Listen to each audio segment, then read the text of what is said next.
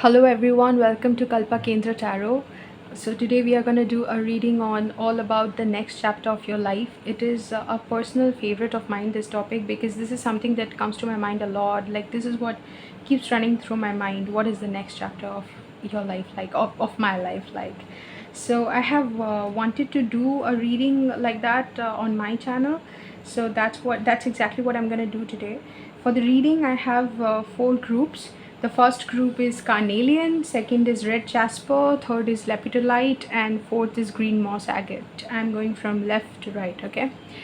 Um, I don't have much to say about the groups apart from the fact that when I select a card for a group, I basically set the intention for the card or for the stone that most resonates with the situation of the group, or the reading of a particular group should come through. And that's exactly what I have intended for this reading as well. So you select the stone that you feel most drawn to. You can pause the video whenever you want to, and just select your group. I don't want to make this intro very long, so I would see you at the click of your timestamp. Hello group 1, welcome to your reading. So if you chose the Carnelian stone, this is your group. Group 1. So the theme of your reading is something that we usually don't like to hear, but it is extremely powerful, and the power of that which I'm going to talk about is what is coming through in your reading. So the next chapter of your life, in one word, is called healing. You have been through something. I'll go on to explain the cards, but from the energy and from the looks of it, I can tell you something. But this healing is not passive. It's not like you are going to sit somewhere, you're gonna lie down and just absorb the energy of the universe or the healing energy from the things around you and give yourself time to be passive to heal. No, this is not passive healing. What you'll go through in the next phase of your life is active healing. You will step into your power. Something that I must mention here, group 1, is that your understanding of different concepts as simple as stepping into your power, or being the most powerful version of you, or aligning yourself with your higher self, and setting yourself on the path of your highest timeline. These things, they sound, I don't know if they sound simple or basic to you, but these are just sentences, and they can often sound like sound simple. They can often seem simple, like yes, you are stepping into your power. What does it mean? It will only mean something to you from the level of consciousness that you're operating at.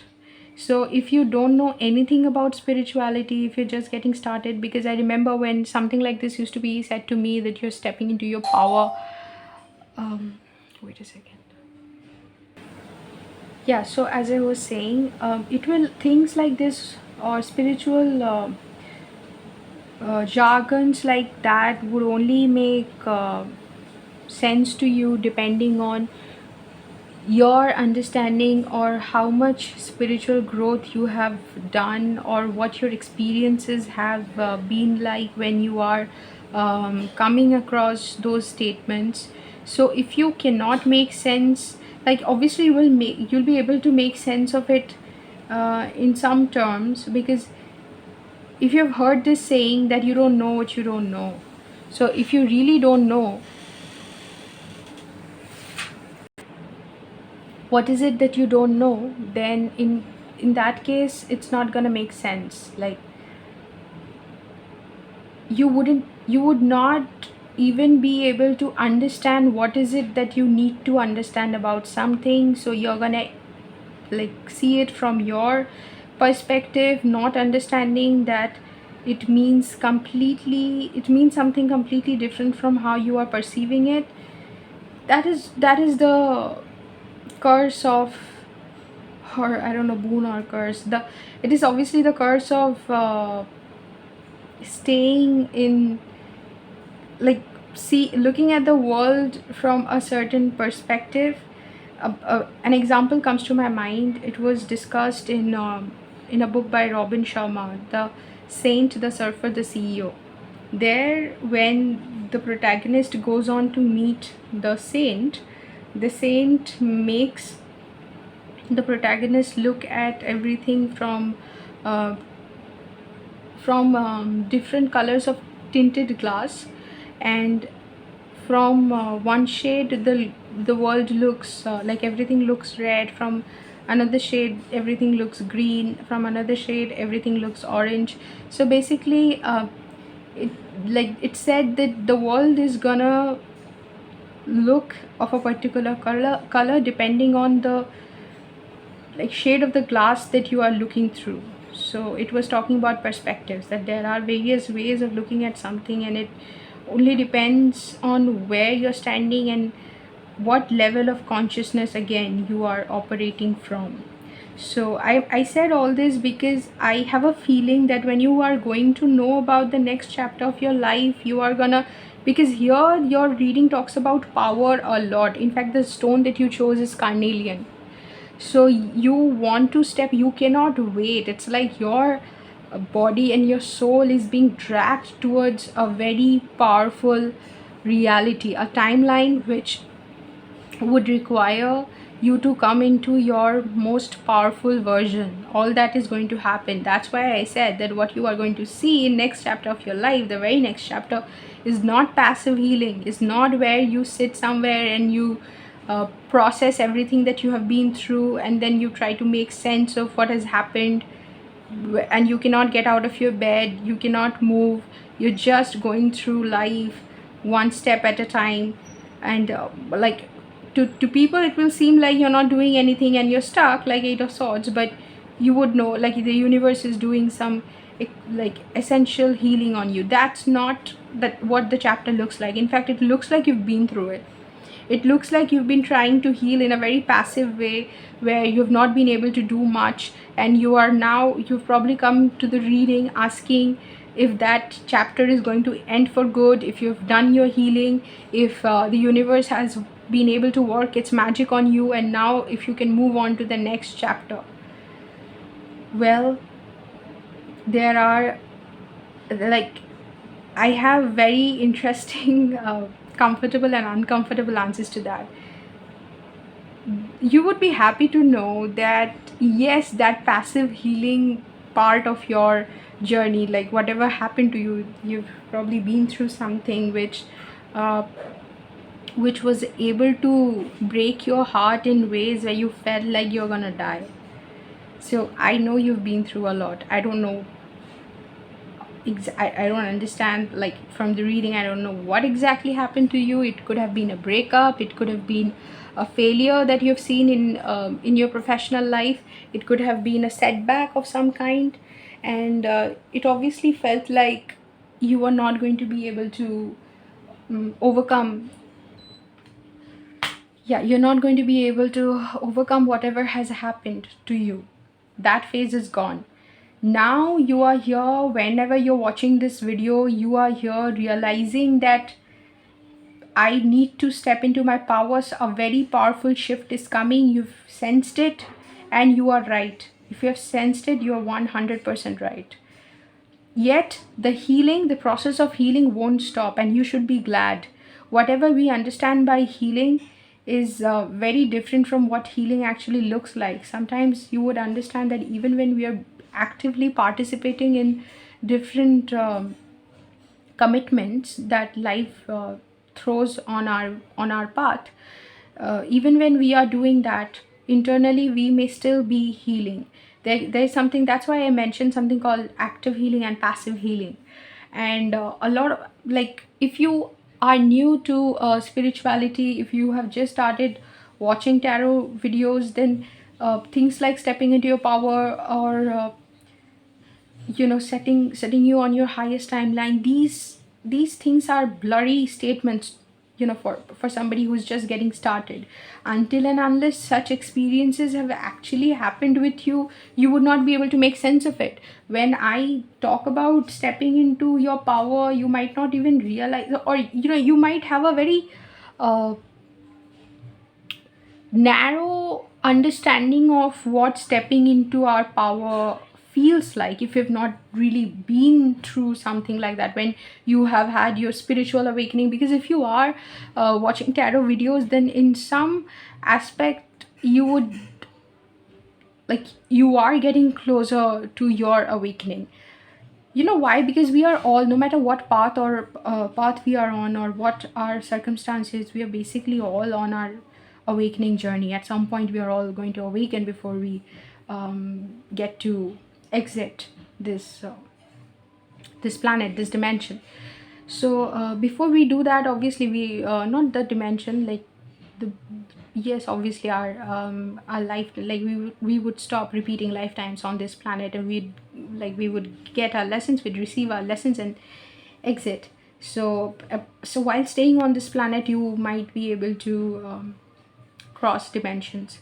So dimension is not what you're trying to escape. That would happen as you awaken. You would be able to, like, escape the dimensions, but eventually you would awaken to the reality, different dimensions, and then your, like, karma on this planet is going to come to an end. Again, these understandings will also develop. What I think of, how I think of it now, is obviously going to change with my own spiritual progress, and how you perceive your next chapter is going to depend a lot on how you perceive these things that I'm talking about. So you might have a very I might tell you that healing is still going to be on, and you're going to be like, oh my god, am I still going to be able, like, I'm still going to have to process the kind of pain that I've been through. I'm still going to be stuck. I'm still going to be in that energy where I can't step out of my bed because I feel like it has happened to you. The answer is no. The answer is no. But what is going to happen is that when you're watching the reading, you're probably still in this energy. You are going to be able to take a complete leap of faith, and you are going to go through a rebirth. Everything that you've been through is going to come to an end, but it is still an uncomfortable phase because you're still healing. If you're still healing, it means that it still hurts. Whatever has happened still hurts. There will be phases where you might feel like, I'm still back to square one. I'm still no, sorry, I'm again back to square one. I'm again back to where I started. I'm still in that energy. I have not I felt like it stopped hurting me, but it didn't. It still hurts me, and you'd feel like everything is again getting repeated. But no, that's not the thing. It's like you will go through a lot of back and forth with whatever happened, consciously, subconsciously. Sometimes those feelings will pop up. Sometimes you'll feel like, I have oh my god, it doesn't hurt me as much. This back and forth will happen since you're still healing. But whatever these cards are talking about, I spent a long time explaining to you that you should look at your healing differently. Even though your healing, this healing is very, very different, you are coming into a very, like, you're stepping into a very powerful version of you, but the healing will still be on. The uncomfortable thing, I said that you might find uncomfortable. The uncomfortable thing is that the healing will still be on, but you should be glad. It's not something that you should look at. If I told you that your healing is done and you're done with it, would you believe me? Because you still know there are things that still hurt you, and if they're still hurting you, if you've still not been able to process the pain, you might say to me, no, it doesn't hurt me. I thought that I'm done with it. I thought I processed the pain. But you know what?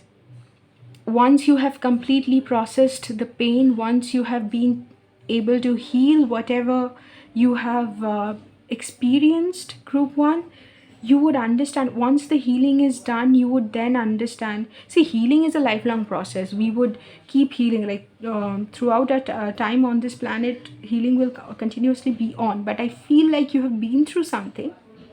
You've been through something particular which has caused you to have a 10 of swords moment, and it made you feel absolutely stuck, where there was nothing physically stopping you, but emotionally and mentally you were in a place where you could not break free from what was troubling you.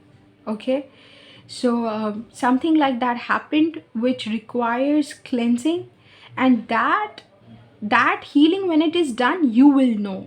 You will smile. You will look back at how you felt at different stages, like just when you processed something, you felt like, now I'm done, now I have healed, now it doesn't trouble me anymore, and then bam, the emotion returns in another way, and you're like, I'm still still reeling under it, I'm still suffering because of it, it's still not done, it's still not over. And you would think like it's back again, like everything that you felt that you had been able to process is again is again back, making you feel miserable, and you're again going back into that energy. Doesn't mean that it's not like you will go back into that energy, no, but that energy will cleanse, will remove itself and will get cleansed gradually. Okay, it will only get cleansed gradually. And at this point I can tell you something else as well. Even the process of surrender, or even though that is not what is coming through, surrender is not, your universe is not asking you to surrender at this point. The universe would love for you to surrender at any point, but the universe is like, universe understands, your spirit understands that now you are working something out through your mental and emotional body. You are trying to process what has happened, and you are trying to understand the next phase of your life. The next chapter will require you to understand why you are here, and take a very good look at your journey, and put a lot of puzzle pieces together. This is not a time when surrender is going to pop up in your consciousness. Okay, surrender is another chapter. Probably come back to the reading once again to see if this chapter, if group 1 doesn't call you anymore, some other group calls you, because surrender is not the thing. Yet I'm talking about surrender is because, first of all, you would find it very hard to surrender to spirit or to the universe at this point. You are here where you are like, that would not even be your problem. Like, surrender is not even something you're going to think about. You are going to take charge of your life. You're coming into your power. You're like, you're going to find yourself and hold yourself accountable for everything in your life. It is a very active phase where you try to take responsibility and understand your role on this planet, and you take responsibility for everything that is happening to you. That is also a necessary stage. Okay, so I mentioned surrender because I wanted to say that even when people say you have to surrender to spirit and you have to surrender to God, surrender this stage of surrendering is a necessary step in spiritual awakening. Okay, there comes a point when you end up surrendering to God completely. But the way people talk about this process of surrender is, it's like, it sounds like an overnight thing, that you wake up and then you realize that you don't want to think about it anymore, or God is omnipresent, and everything is being taken care of by the universe anyway. The universe is well aware of your problems. This is something we will talk about in your reading. Universe is well aware of your problem, and so you better surrender, because anyway universe is taking, even if you have not surrendered, what you will do is you will end up acting in ignorance, acting out of ignorance. Wait. Yeah, so you will eventually end up surrendering when you realize that you are suffering for no reason. Anyway, universe has your back. And once you wake up to the reality, you end up surrendering. But it is not an overnight process.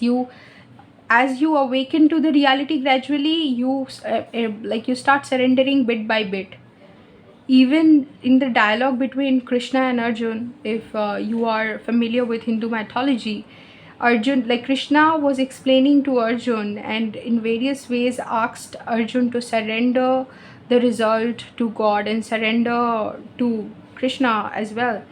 But Arjun was not being able to do that. Arjun also did it gradually, and it is only when Krishna revealed his Vishwaroop, that Arjun could do so. Okay, so the entire process of telling Arjun why he should not suffer and why God has his back, that entire process is that process of surrendering, and it is that long.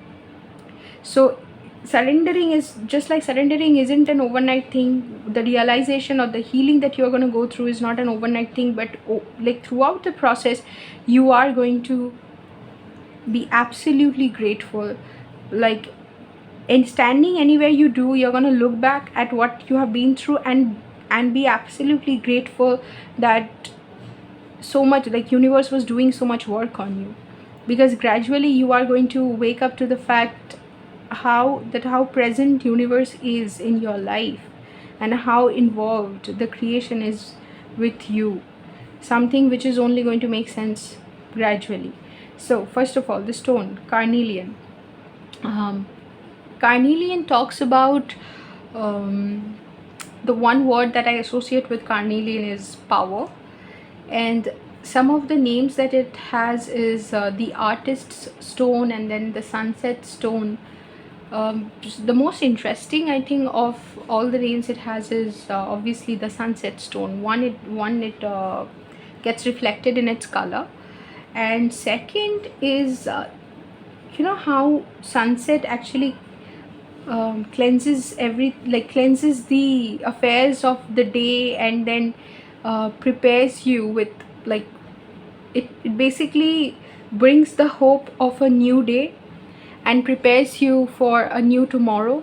That's exactly what carnelian does. Carnelian is extremely good for cleansing what is affecting you negatively. Even though in spirituality and as you awaken to higher level of consciousness, you realize that there is nothing like totally negative or positive. Like there's nothing called negative or positive. It's just different flavors, like strawberry and chocolate, and there's like good and bad is basically in our head. I mean, there's nothing like that.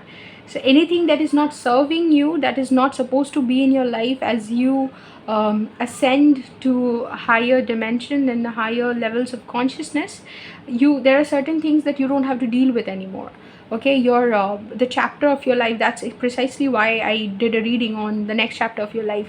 The chapter, the storyline, the characters, how you feel, how you are energetically, everything changes, right?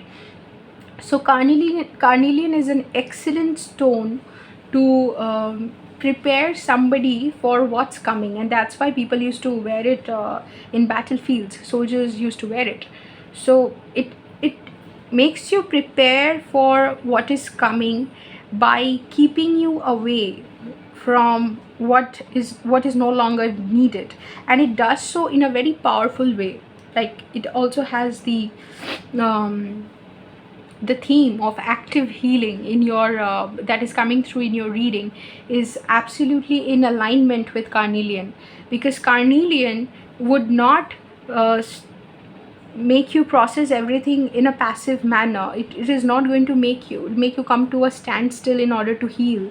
It is going to make sure that while you go through the things that you have to go through, like while you carry out the role of a soldier in a battlefield, you are able to ward off the negative energy, or by negative I mean the things that are not required, things that would serve as a distraction, things that are blocks on your path. You are being able to take care of that without coming to a standstill, without pausing. You are able to do it actively.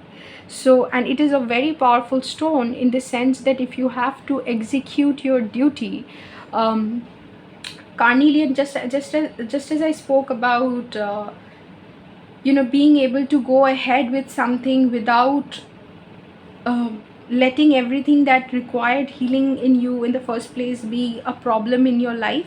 It energetically takes care of all that you don't need to get involved with, and make sure that you are going on your path full force. That is exactly what is the theme of your reading. And another thing that I have to talk about regarding, so yeah, I spoke about it being the sunset stone. And another thing that I have to talk about is that you might have come through a phase in your life where you felt so defeated that you felt like you are on your own and you have to stand up for yourself. Like there is nobody coming for you. You are your own you are going to have to stand up for yourself, and you are your own healer, your own guru, your own guide, your own friend.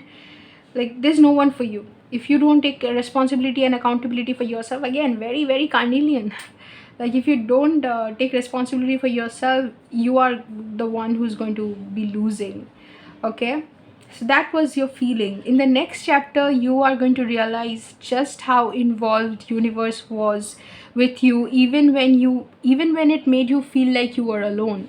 Even that feeling served a purpose. It served the purpose of making you come across your own energy. So you might have been abandoned by your close ones. Maybe your friends left you alone at a time when you really needed them. Maybe someone close to you, a loved one, left you or betrayed you at a time when you felt that you did not have the energy or emotional bandwidth to go through something like that. And you might have been fired from a job when you had made it clear to everyone at your workplace how you could not afford to go through a financial crisis at this point. You were made to feel like there's no one for you. You were made to go through that only so that you are able to realize and you are able to see that how strong you are, that there is something innately powerful in you which does not, which would not get destroyed no matter what your external circumstance is. You could be going through whatever, a bad breakup, a bad professional phase, a bad emotional phase, but there is something so powerful stored in you which will get activated and come through every time you need it to. And that is the universe, the energy that connects you to the source. Okay, and how connected we are to the source. And here you would see the cards that you have got are keepers of the children of the earth, awaken your power. Then 51, healing waters. And number 4, earth prayers. So you have two cards that talk about your connection with the planet and all the beings on the planet, earth prayers and children of the earth. Okay, so what does it mean? First of all, here in the card we have a child, an adult, and a guardian angel, I think. This is some light being. This is a child and this is an adult. That is the the visual that you have is, sorry, is it coming through? Yeah, the visual that you have is of these three forms is basically that, and they are all being blessed by the energy of the moon, which is going to restore, which is going to give them the energy that they need in order to, no, I'm butchering it, wait. Yeah, so the moon is basically transmitting energy to the trio present here. And these two have turtles. They are like holding turtles, but the guardian is not. So it feels like you are being held, the child being you are being held by an elder, and the entire thing is being over it like a spirit is overseeing the whole thing, the entire exchange. And everything is happened under divine divine protection. The divine is overseeing the whole thing, but you have no understanding of it, operating as the child still. But this card is asking you to understand this path that, see the how the child is being held by the elder, the adult, where you might have somebody in your life, maybe when you went through this phase which was emotionally extremely challenging for you. You probably had your mother or a parent figure who was the reason that you did not quit. Like I am pretty sure that there was a phase where you felt like you cannot get up from what you have been through. You cannot be restored to your past happy self once again. And the thing that kept you going or kept you from doing anything stupid was an elder in your life, somebody you knew whose life depends on you. And your spirit guide was always there, but touching you very gently, so gently that you probably did not even realize that your guide was there. Eventually what you are going to realize is that the path that you are supposed to take in this lifetime, this was, whatever happened to you was such a necessary stage, or such a necessary chapter in your life. It was like initiation of what was going to be a magical journey for you. It just initiated you, it just broke your heart to the point that your heart basically your heart broke open. But I was going to say it in a different way, like um yeah, so your heart was torn open by the hurt that you experienced. And I don't mean to laugh, I don't mean to take it lightly, because trust me, group one, I know what you've been through. And this reading, if you have resonated with this group, then I absolutely understand how you felt like you were the only one going through what you're going through, and the only person who could save you was yourself, because there was absolutely no one for you at that time. You could not rely on anybody. Okay, but this card is again just here to make you understand that they were always there. Your spirit team was always there, overseeing everything that is happening and acting like hovering over the situation where you were experiencing whatever you were experiencing. And they were just waiting for you to be hurt so that they can intervene and start you, like get you started on your spiritual journey or your powerful path. It would not have happened, whatever happened to you was necessary, otherwise it would not have, like they would not have your attention, or you would not be able to you would not be shaken to the point where you end up questioning, who am I, where am I, and why is this happening to me. Okay. And the path that, like I said, the path that you are going to take in this lifetime is extremely necessary. um whatever happened to you was extremely necessary to set you on your path that you're going to take in this lifetime. And when I end up translating these cards, these visuals, it's like there's so much to talk about. And I just slips through my mind.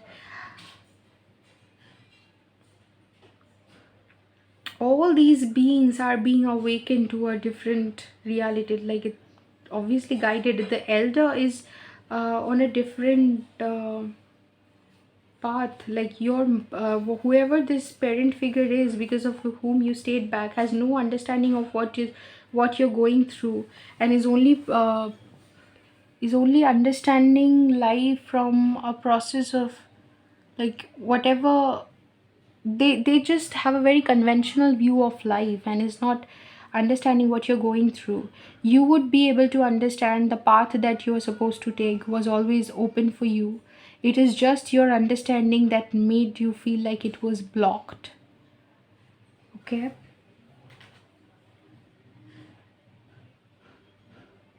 And you are, when you heal yourself, when you're able to heal yourself, you will realize that this is your journey is part of the collective. Like when you heal yourself, you're going to end up healing the collective.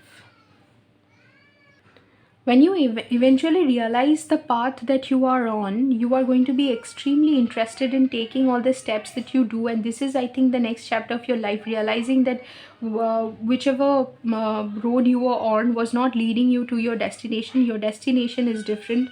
And like I said, like these two holding on to turtles, and this person having veins come out of her chest, she's the guardian angel. So it seems like these are earthly beings, but this entity is not.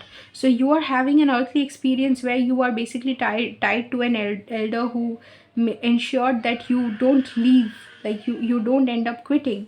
And you are eventually going to be thankful, but this is just a temporary phase. You're going to be thankful that this person, and look at the green color here, it's like this person is extremely earthly, conventional, and you're like the crown that this person, this headpiece that the child is wearing is kind of similar to the headpiece the guardian angel is wearing. So it seems like yours is a spiritual journey, but the person that you ended up staying for is not on a spiritual path, but just helped save you.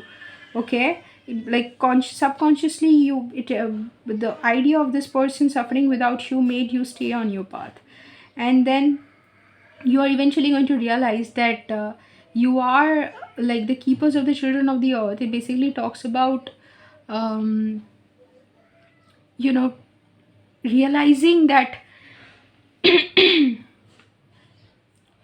they are here to take care of the children of the earth in ways that like earthly humans here probably do not realize. Like we don't realize the ways of the spirit or ways of the god, and we think that everything sad and everything that evokes sorrow is not god, cannot be god. God is everything beautiful and kind and healing and peaceful. But that's not the case. Both the things, like everything existing in duality, is in unity experienced as god.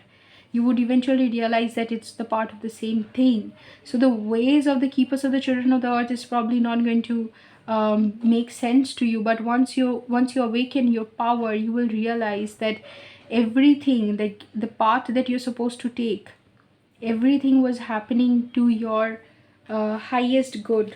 It's just that you had to uh, realize it. And the bee here symbolizes the interconnectedness, that you are connected to everything. Your path is going to tell you, and once you are able to overcome this, you will again meet people who had been through something similar. You will end up meeting people uh, who have been awakened the same way that you were awakened, through something extremely hurtful, something they felt that will kill them eventually, that they did not have the um, power to handle, to bear, but it ended up like awakening them. So that's exactly what you're going to realize, and eventually you're going to realize that you are not alone. And just as you were taken care of by different entities that you were not even understanding at that point, who were working for you as your guardian, you would end up becoming somebody's guardian. Or you would, like after once you awaken your power, you would realize that you are you are being built, or you're being prepared to be guides to others. Okay, second card is number 6, comes down to number 6, and it's talking about, number 6 is associated with balance, and it's talking about healing. So this is the card that mostly very strongly signifies the theme of your reading. This card talks about like the sorry, the restorative waters healing different aspects of your being. And here the 7 chakras, like the 7 wheels are in the color of 7 chakras, which says that healing in this case will, like your healing will happen not only physically, but you don't only like you not only need physical healing, but you also, your aura needs to be healed. And that is the kind of healing that will happen. And Another thing I know about this card is that just like the water is flowing through it says that the water is flowing through 7 streams. So just as the water is flowing through 7 streams, and here how many hands do we have? 1, 2, 3, 4, 5, 6, 7, 8, 9, 10. Okay, we have 10 hands here. So just as the water is flowing through 7 chakras, and these are interconnected, like they are connected to each other, they are overlapping. So I can tell you, and that's exactly what the chakra system is like. One chakra is connected to the other chakra, but there are like different, like we have different primary locations for each chakra. So it is going to, as healing happens, it is going to work on different chakras of your. And how chakra healing happens is not through chakra meditation alone. Like you on YouTube, you might come across, when I have to channel, when I speak, I'm like, I have to say so much that my mind can't keep up, and I end up speaking fast, not saying the words properly. I'm really sorry. Yeah, so as you heal and the water flows through different chakras, you would like, chakra awakening does not happen through chakra meditation only. How it happens is that your thoughts associated with different chakras, there are ways of thinking which um, like we think in a particular way because of our blocked, or not blocked, like chakras are always open, active or inactive chakras. There is a lot of inactive energy, like that chakra is stuck, like there's a lot of block in your blockage, yeah, blocked chakra. So because a particular chakra of ours is blocked, we end up having issues pertaining to that chakra. Just like that, here, as different chakras, like if universe works on different aspects of your being, and different chakras are activated, you will end up going through different phases, and throughout different phases which are going to bring in different lessons. Okay, and just as you receive one lesson, one chakra is getting activated, and you receive another lesson, another chakra is getting activated. So through it all, you would realize that the process of healing is on. Just like I said, like the healing is a continuous process, and you probably go through it throughout your life. That is exactly what this is talking about. Okay, and once you heal yourself, as you are a part of a larger collective, once you heal yourself, this card of yours talks about interconnectedness, like how everything in this world is connected, and you thought that you were alone, but somehow you're not. You are part of the creation, and you don't know how valuable you are to the creation, because you're pretty much unaware about the different circumstances in your life being played out in a certain way, because the universe and the creation desired it to be so, and your spirit guides are there, involved very much, overseeing whatever you are going through, and making sure that you are like, you go from one lesson to the other, and you are able to grasp the entirety, like all the lessons involved in a particular circumstance. So only when you like wake up, when you awaken, your power is like not only your power as we understand in earthly terms, but your spiritual power, your power, like your hidden power, your soul power, that energetic power within you, will you be able to awaken to who you are and how things are unfolding. So as you heal yourself, this card says that you also heal a part of the collective. So your healing is connected to the healing of the world, because you are pretty much a part of the nature. So when you heal yourself, you end up healing nature, you end up healing all of us. When you end up healing a part of your psyche, you also end up healing a part of the collective consciousness. Okay, and next is earth prayers.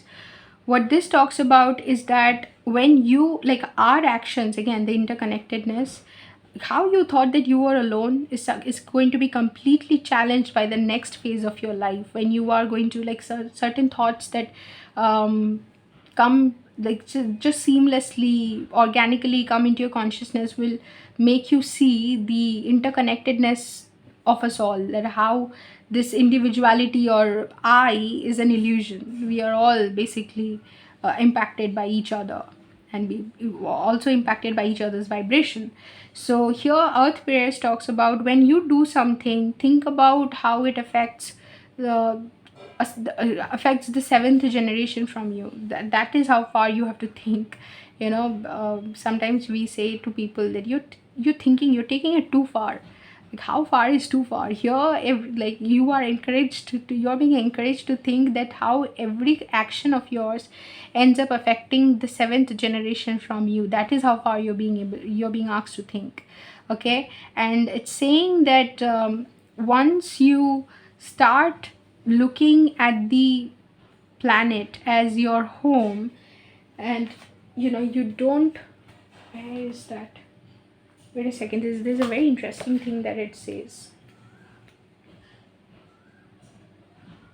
Yeah, see and feel humans treading lightly upon her land and making decisions that will defend rather than wound the earth.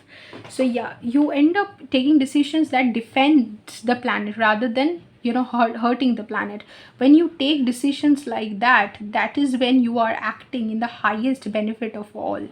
Not only yourself, in the highest benefit of all. What is your benefit? If it is against the benefit against the benefit of all, then is it really your highest benefit? Again, don't understand it like that you have to make yourself so available and so completely uh, malleable that everybody can use you the way they want to. That is not what is being asked of you. Like when they say that your benefit is always to the highest benefit of all. But no, you being malleable is not to the highest benefit of anybody. You making yourself available in a way where you don't have an understanding of boundaries, where you don't even know how to protect your energy, where you like basically you are letting yourself be so available, you're letting your energy be so available to others that you are being drained of life force, and you feel depleted, is not to the highest good of all. Highest good of all is when you know that you taking care of yourself and acting in your highest benefit is to the ultimate highest benefit of all. Okay, and that is what you're being encouraged to do, where you realize your actions are interconnected with everyone else's actions, and that I is pretty much an illusion, and you had to go through this pain, and you going through this pain is not something that happened to you because you are unlucky or something like that, but because your heart had to be broken open so that you are able to perceive the beauty in the world, the light in the world, before was not as apparent to you. So like I spoke about the phase that you have been through, you are now being moved to a phase of rebirth. Like that is happening with like in full preparation. And here you have a rabbit which is out of sight for this human. Like the human is not understanding that there's a rabbit, and rabbit here symbolizes fun and excitement. So you have no idea what's coming for you, but what is coming for you is a very powerful version of you is emerging. Something that I should warn you about is that as you emerge, like step into your power, the negative side, not the negative side, the reverse of it, okay, is something that might make you perceive things from a place of ego, where you might go on to have a very egotistical approach to life. That is something that you are being warned against, in the sense that you might, I understand that whatever happened to you, you've been hurt a lot, and that might again place you in a situation where you try to drown your emotions to the point that you feel like, I'm not going to show my emotions to anybody. You are going to go through a phase where you feel strength is not navigating through your emotional body, or not processing a thought through your emotional body. You are going to at some level suppress your emotions and be extremely professional, to the point, straightforward with people. And that is a phase, like this phase is going to see you in that light. You are going to emerge as an intimidating character, and this will again happen because it is a necessary phase, and you eventually you are going to realize that you have no reason to be afraid of your emotions, and you are again going to be able to step into your emotional body. But the next phase, the very next phase, the immediate next phase will see you in a see you in that light where you think that emotions can take a backstage. I will handle this with logic and power and my intellect, and you're going to, whatever is the next phase of your life, you're going to work it out through your mental body. You're going to be mentally very active in navigating through whatever you are going to face in your next chapter. You are probably going to do something which involves the mind, in the sense talking about what you have been through. You might take a decision to talk about, to write about, to speak about. You might what think of coming out with a podcast or a video channel, where, sorry, a YouTube channel where you record your experiences, but you are going to be a little unemotional about it. The next chapter of your life is going to find you where you're going to set very, very strong boundaries, very strong boundaries. So it is going to find you being a little unemotional, but that is also temporary. The next chapter is not the final chapter, is also not the permanent chapter. So yeah, in the next chapter you're going to be powerful, intimidating. Healing will still be on, but it will be active healing, and it's going to be a complete change from how life has been till now. You're taking a leap of faith towards everything that you have wished for, and now you realize that the path was always open for you. You're acting on your dreams, and you're doing it in a very ruthless, straightforward way. Like, that's what my goal is, and I'm charging towards it full force. Okay. So that is pretty much the next chapter of your life, group 1. If the reading resonated with you, do leave a comment. See you in another reading sometime soon. Take care. Group 1, very quickly, I forgot to read the message in your card. I'm very sorry for that. So I'll just quickly go through the message. And also, this talks about you starting with your creative project, taking a new path, pretty much what we discussed about that visuals, the keepers of the children's earth card that you got, where you are starting on a new path, a path which is probably aligned with your soul purpose. Even if it's not your sole purpose, because I can understand that you'll be going through a lot of changes. It is just the next chapter is when you are still healing from a lot of things that you've been through. So I would still say that this is a necessary step. Okay, so the message on your card is, are you involved in a creative project or thinking about starting one? You are fertile with good ideas and the ability to conceive something magnificent. Have the courage to take action to make your dreams come true. Allow yourself the time to create. And the angel message is, angel of creativity. I am fertile in body, mind, and spirit. Creativity flows through me in many ways. I am brave and bring my ideas into actuality. My imagination is the key to my success. I envision my future and joyfully participate as it unfolds. Okay, I can see that you are probably taking a big bold step towards something that you've always dreamed of. Okay, group 1, so very sorry for that, and I hope you don't mind. Okay, take care. Hello, group number 2. So if you had selected the red Jasper card, then this is your reading. Welcome. Group 2, I'll just read out the message on your card in the very beginning, so that we can get into the theme of your reading, because the message that you have on the card is extremely symbolic of the message that I am going to deliver today. Okay, so the stone is red jasper, and the message is, are you procrastinating? Take action and complete what you have planned. Speak up for yourself, follow through, and take the necessary steps to see your projects to fruition. Have confidence in your own ability to make things happen. And the angel message is, angel of action. I'm grounded and focused on the task at hand. I creatively complete projects so that I can enjoy and share the end result. I'm motivated to accomplish all that needs to be done. One second. Yeah, so group 2. First of all, Red Jasper talks about bringing out your inner power. Okay, it talks about connecting you to that inner strength, to the core strength of your being, and symbolizes it basically symbolizes balance, stamina, courage, and endurance, strength. So no wonder it is like it is regarded as a talisman for magicians and scholars. Okay, and it is also considered like it has a mythological significance behind it, where it was seen as the dragon slayer. Okay. um,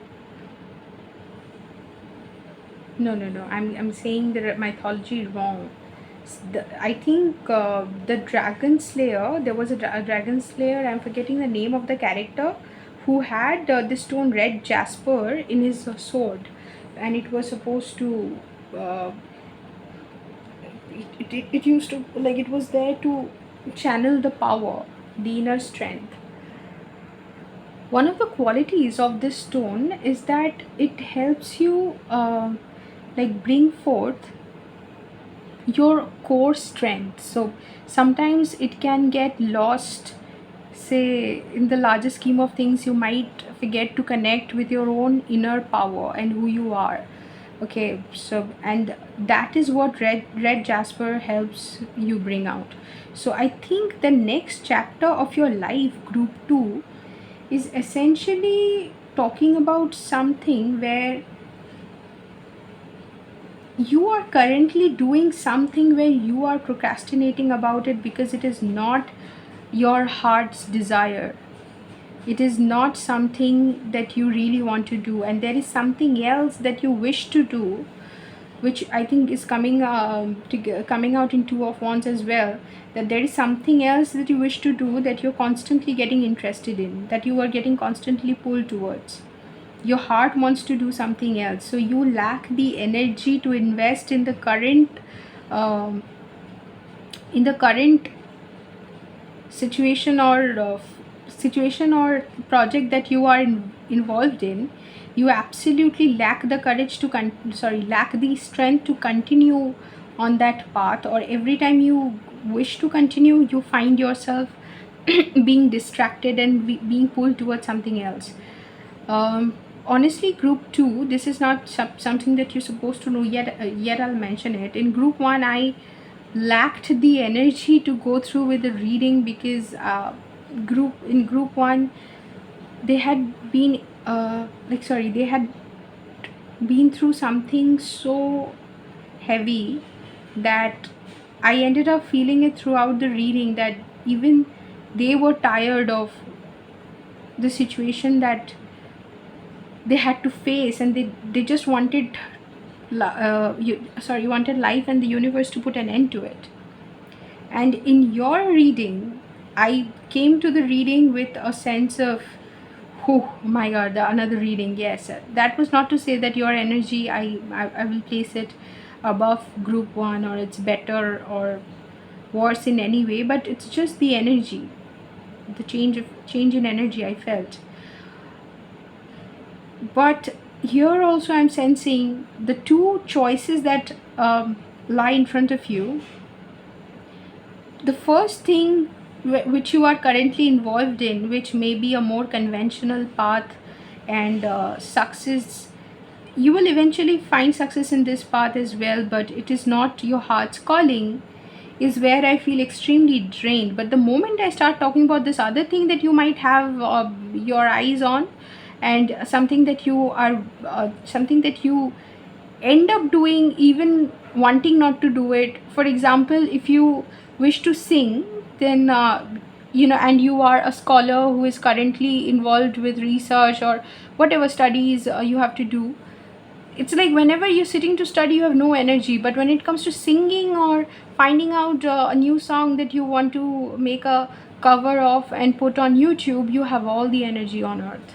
Like I am feeling like I'm so full of energy when I'm trying to talk about this path of yours which connects you to the source, that connects you to who you are. Here we would talk about that in heart Taurus. So when I'm talking about the second thing, I am like, yeah, yes, that's it, that's what I want to talk about. But when I'm talking about the first thing that you're involved in, I'm like, yeah, don't procrastinate. If you're procrastinating, then understand that that is not your calling.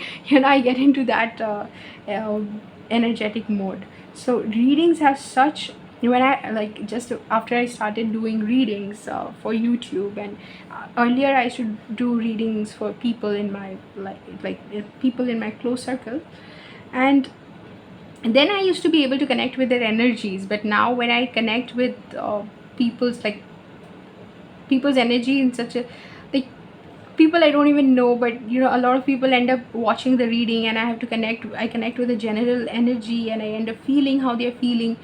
It can be draining. It can, honestly, it is. Now I understand that how drained you feel when connecting to, and like the heavy energy of people who may be going through circumstances which is asking a lot out of them, okay, which is demanding a lot out of them. So yeah, I understand that what you are going through, the first scenario that you're having to choose, maybe be out of convenience, maybe because it's the safer path, maybe because you think that that is the path which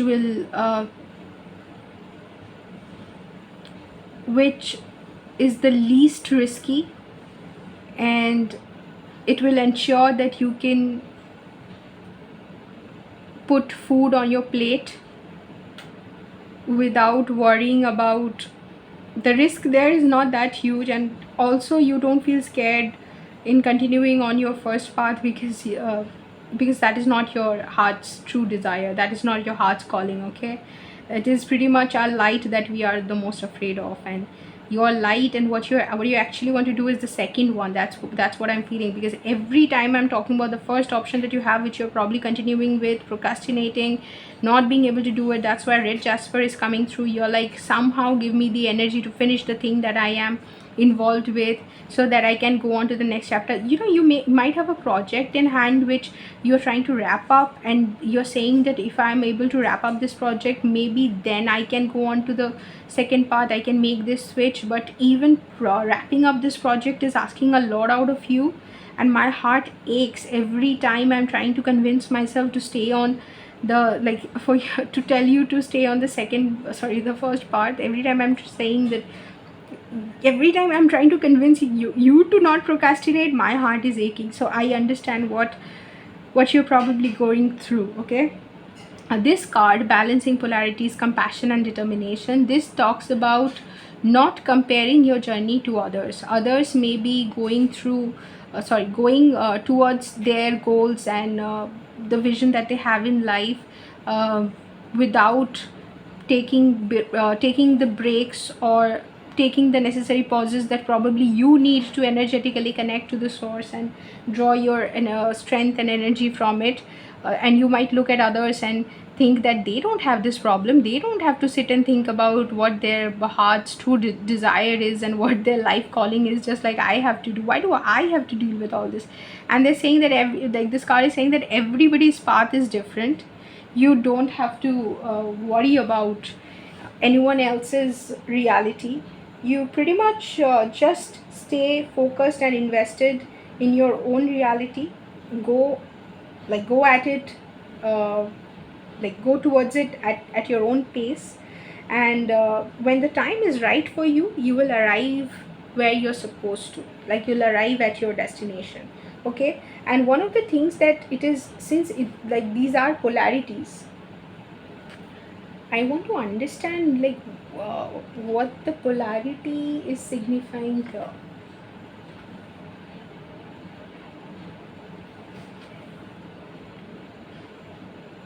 Compassion and determination.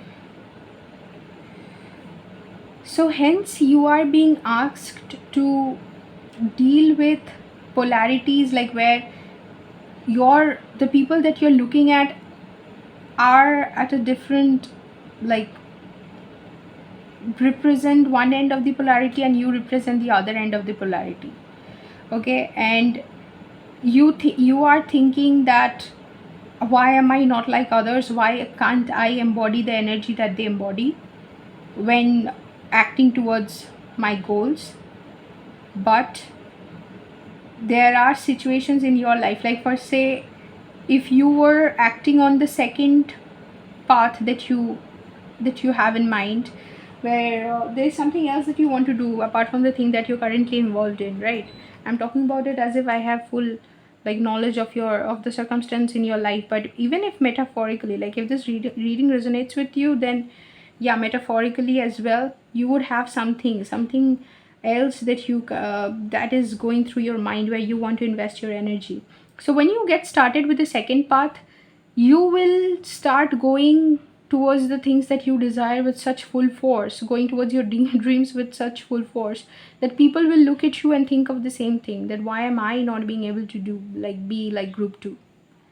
Okay, and the polarities that you have to balance might also talk about the polarity, the universal polarity of yin and yang within you, the masculine and feminine energy within you.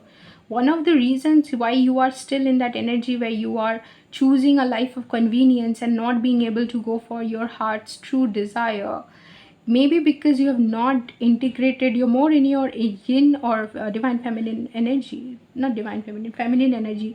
From feminine energy to become like for feminine energy to go from distorted feminine to divine feminine, it involves a spiritual journey, and then balancing happens. So if you are in your feminine energy, you have to integrate the masculine energy within you, your masculine energy within you, integrate your yang within you.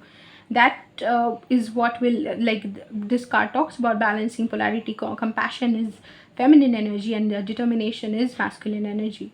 So if you are able to balance the polarities within you, you would be more actively able to take steps towards your dreams. Then you would not find it so challenging to act on the things that you believe to be in your highest good.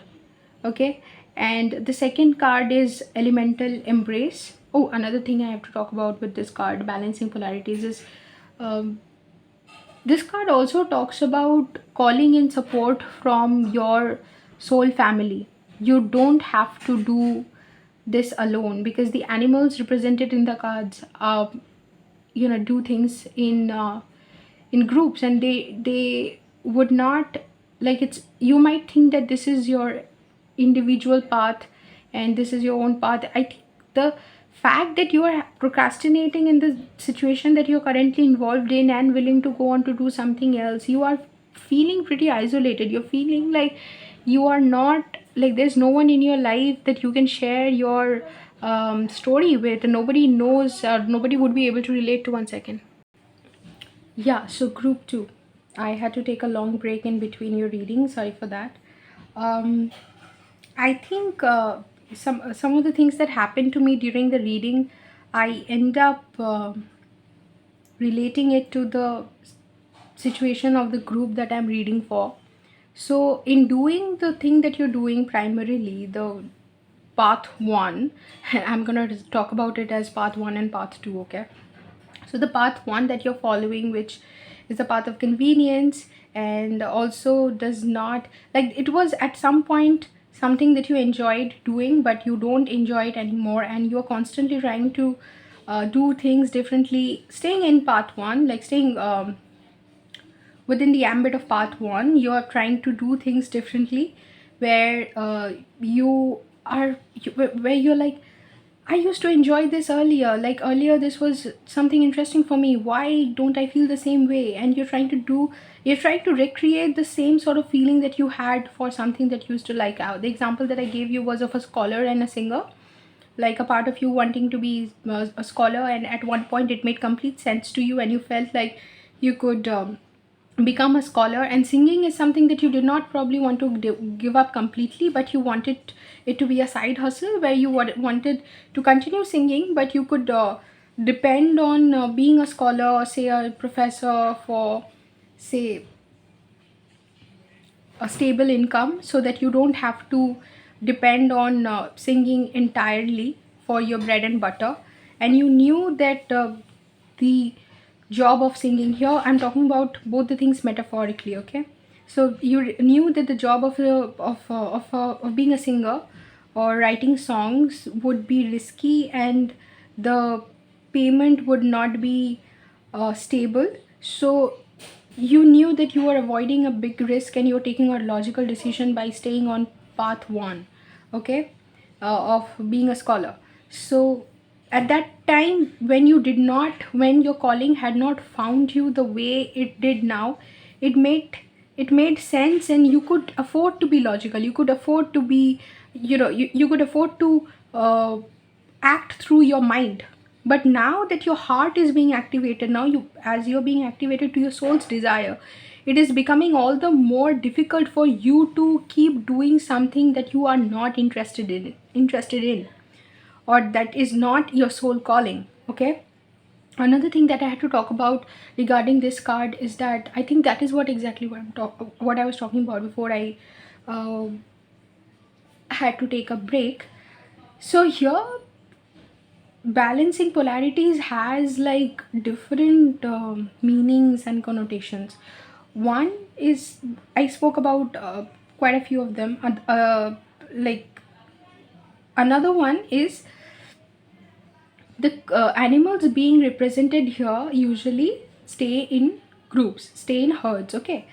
But the animal that you see here, the major animal that you see here is an elk, and elk also stay in herds. But here you are being shown one elk, one individual elk.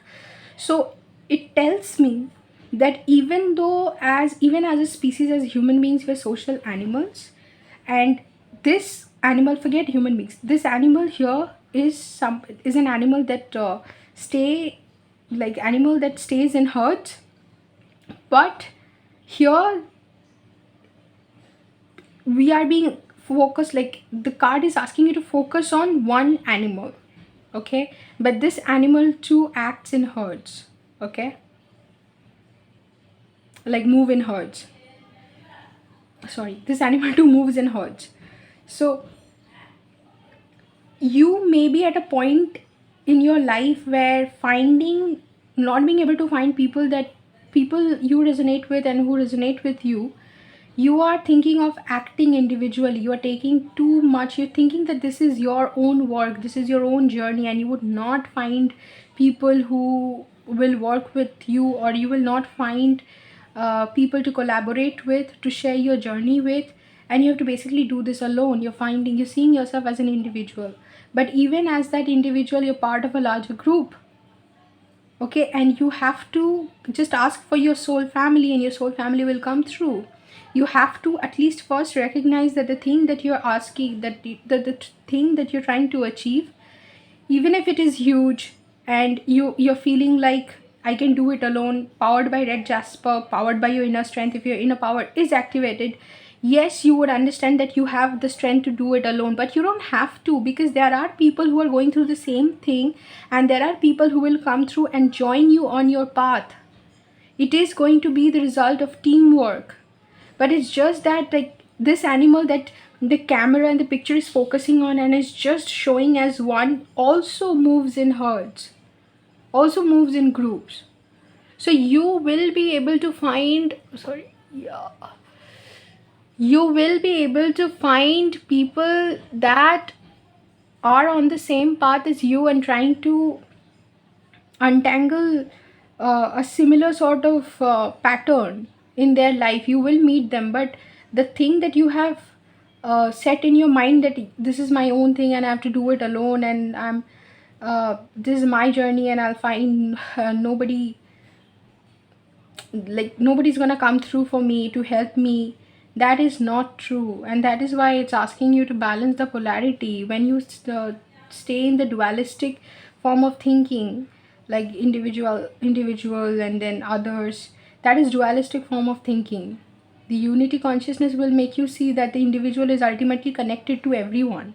There is nothing called the individual, and again, individual can be perceived as separate from the whole, and the whole can be perceived as separate, like everyone can be perceived as separate from one individual, but that is basically ignorance. It doesn't happen like that.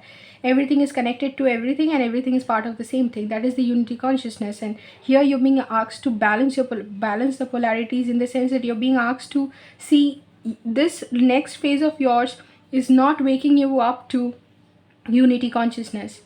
Okay, just as in group 1 I was saying that next phase of their spiritual, or whatever, the next chapter of their life, like the journey on this planet is a spiritual journey, ultimately leading to spirituality and enlightenment.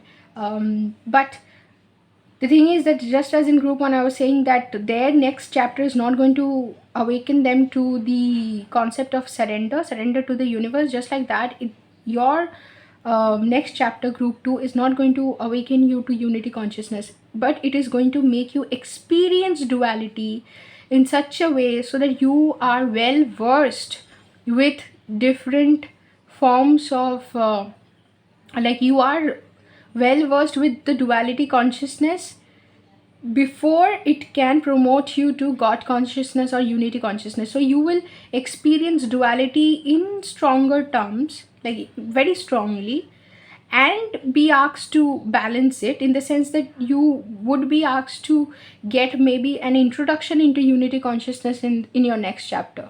Okay, you would not be able to completely, and this is something that I started my group 1 reading with. I should have put it in the intro, but I didn't. Wait a second. Yeah, so you would get you would not get initiated into maybe you'll get initiated into unity consciousness by understanding the polarities better, but I had to pause again. So I feel like you're not being able to move ahead in the path like you are on in group, like the path 1 that you are on. You are not being able to concentrate on that path. Okay, you're procrastinating, and you're being made to come to a standstill again and again. So again, yeah, right, like I was saying, the balancing of polarities would require you to understand in a very introductory manner that even in the perceived individuality, there is underlying interconnectedness, and interconnectedness is of different things perceived as individual coming together. Okay, or the whole is different bits and pieces coming together. Okay, now moving on to elemental embrace. In elemental embrace, the card talks about the number 7, and you have 7 pointed stars, 7 pointed stars here, and also this the number of this card comes down to 7, which is a very spiritual number.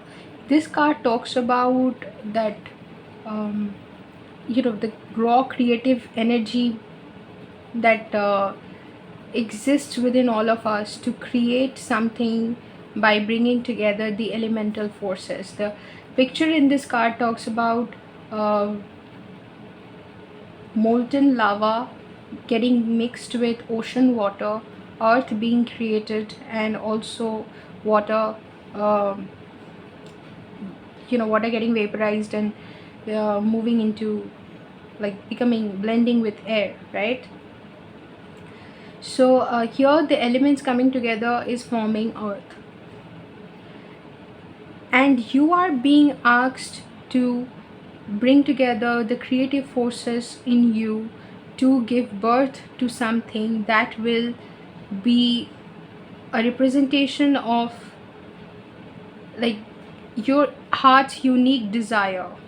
Here the polarity thing coming together, the unique desire that has been placed inside of you, your dream. Okay, you also have got the 7 of cups, the thing that you cannot stop dreaming about, that has also been placed within you for the highest good of the creation, the highest good of all.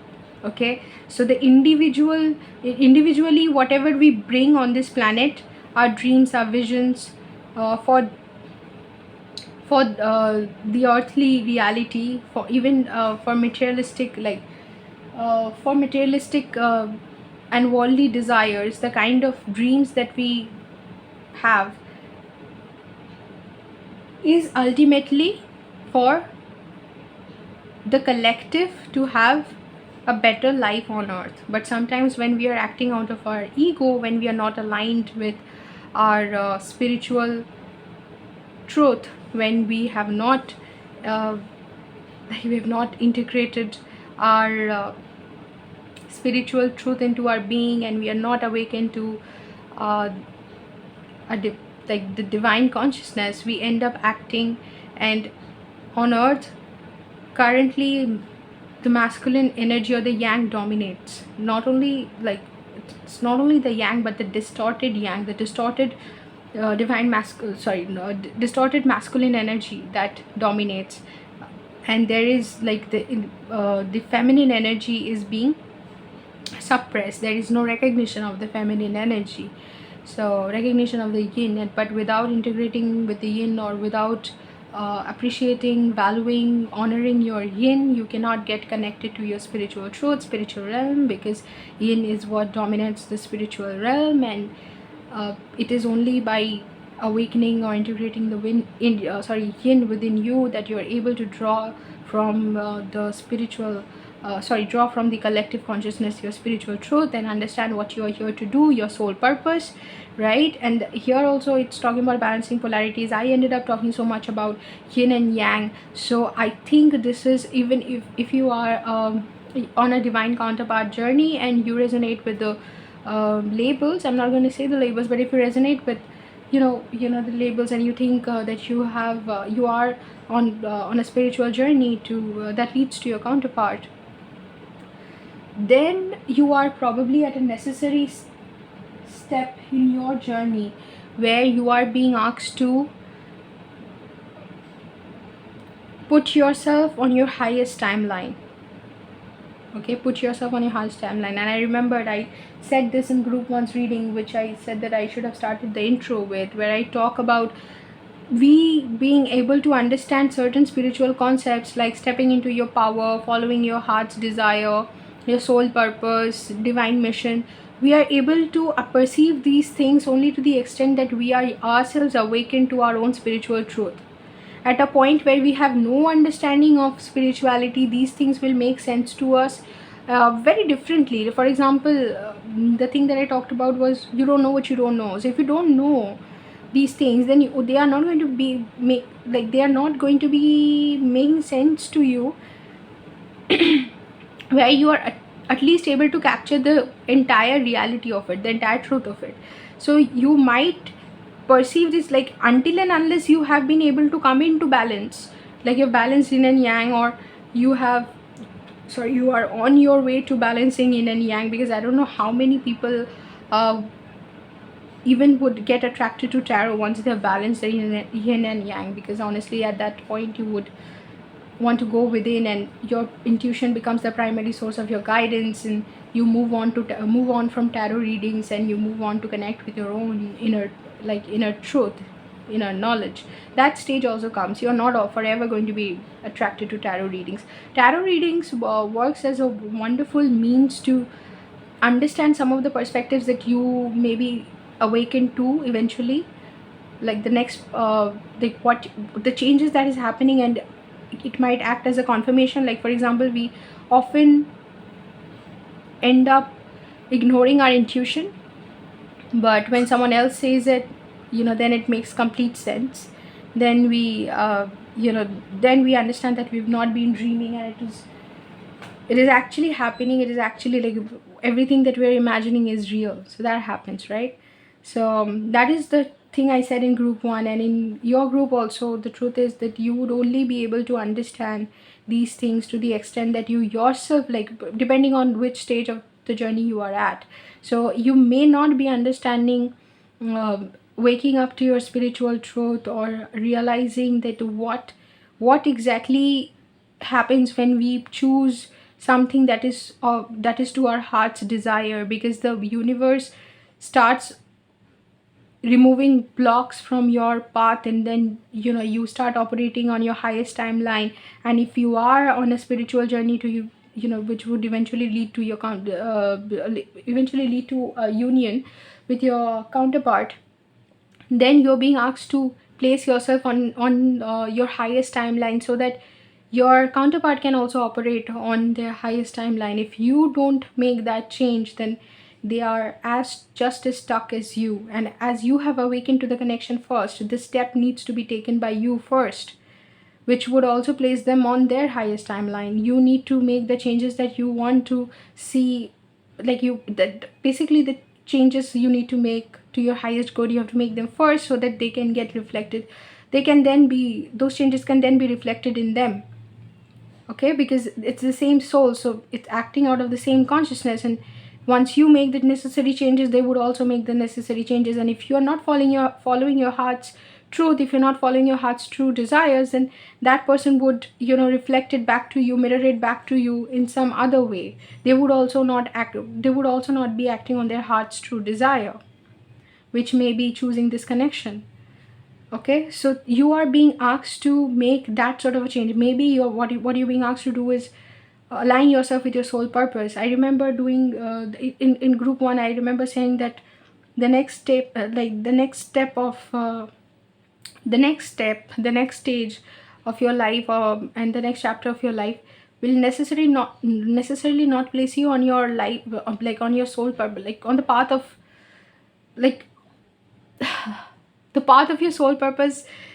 It's not the path of your soul purpose, the next chapter, the things that you are doing, but it is a necessary step for you. This is not a step, this is you're being asked to choose your soul purpose, you're being asked to choose your soul calling. The next stage requires you to understand with full clarity that path 2 that you desire so much, that you end up learning about. Say if you're interested in astrology, for that matter, you would end up learning about astrology, knowing about astrology, even if you are not getting anything out of it. Like, no one's taking an exam to see how much you know about astrology, but you end up doing your own research. For example, you like to paint, and you end up painting, not even without being assured of any reward or remuneration at the end of finishing a good painting. You end up painting because it's your heart's desire, and then you blame yourself, saying that why am I painting? I need to be focusing on, say, my examination, or I need to be focusing on this filling this form for my client, and why am I going on painting? So, and that's what makes you procrastinate, because you are living so much in your head. You're trying to make sense of why is it that I'm not being able to work like others, or this thing comes to my mind where it is said that when you don't know what you're here to do, when you are not awakened to your soul purpose, you pretty much will do anything, and mostly for money, because on earth money is what is celebrated and revered and looked up to. Like, the richer a person, the more powerful. So you would end up doing anything. You can convince the person to do anything if they don't know what they are here for. But once the person understands what they are here for, it's very difficult for them to do anything else. So you are basically being awakened to your soul's purpose with absolute clarity in the next chapter. With the heart, Taurus, you see, emotions can be extremely confusing, okay? And that's why, because we are asked to ignore our emotions, and we basically are conditioned to think that being emotional is illogical, being logical absolutely practical, understanding how to not even regulate but to suppress your emotions is the ultimate picture of strength. Okay, so we end up ignoring our emotions to the point that we, like, every time it comes up, it is chaotic, right? But to understand emotions are actually the things that can help us connect with our understanding of self, our understanding of our true self, right? So you realizing, or just focusing on, you don't have to do anything, like, forget about any spiritual practice. Just understanding yourself, or how you react when you follow, like the path 1 example we gave and the path 2 example we gave, when you follow, how you feel when you follow path 1 and how you feel when you follow path 2. Just if you look at your emotions and the difference between them, how you feel emotionally, you would know what your heart's true desire is. But it's probably unconventional. It is probably something that you're finding hard time to admit to, even to yourself. Okay, but emotions, if in like processed with our heart's intelligence, even heart has, its own intelligence. That's what this card talks about. Like if it's processed with the intelligence of the heart, then you would be able to operate, like function in a way which brings out your highest potential. Your actions will bring out your highest potential. You'll be channeling your highest potential, and you'll be acting in your highest good as well, because it will bring out the the best in you. Red Jasper, inner power, not any external power. Red Jasper ignites what? The inner power, the power you already hold. Okay, that's why I think it's called the stone of endurance and nurturing. Like it's also a healing stone, in the sense that it re-energizes you to, by making you get, like, receive the energy from your inner strength. Like the re-energization that happens because you are, your inner strength is activated. You are connected to your source, the source energy within you, which is directly connected to the source, the energy of the source, the divine, right? So red jasper is like that, and that's why you're being asked to focus on your heart's desires and your emotions in a way where you are able to balance, again balancing polarities. The mind and the heart are being asked to balance in a way that brings out the creativity that you hold. Now, Two of Wands. An interesting thing about Two of Wands is that Two of Wands is called a more mature version of Ace of Wands, okay? And Ace is where you understand what you want to do. You get initiated. When Two of Wands comes in, then you are made to see the things, some of the changes. Like you realize in Ace, you see your goal and you get started.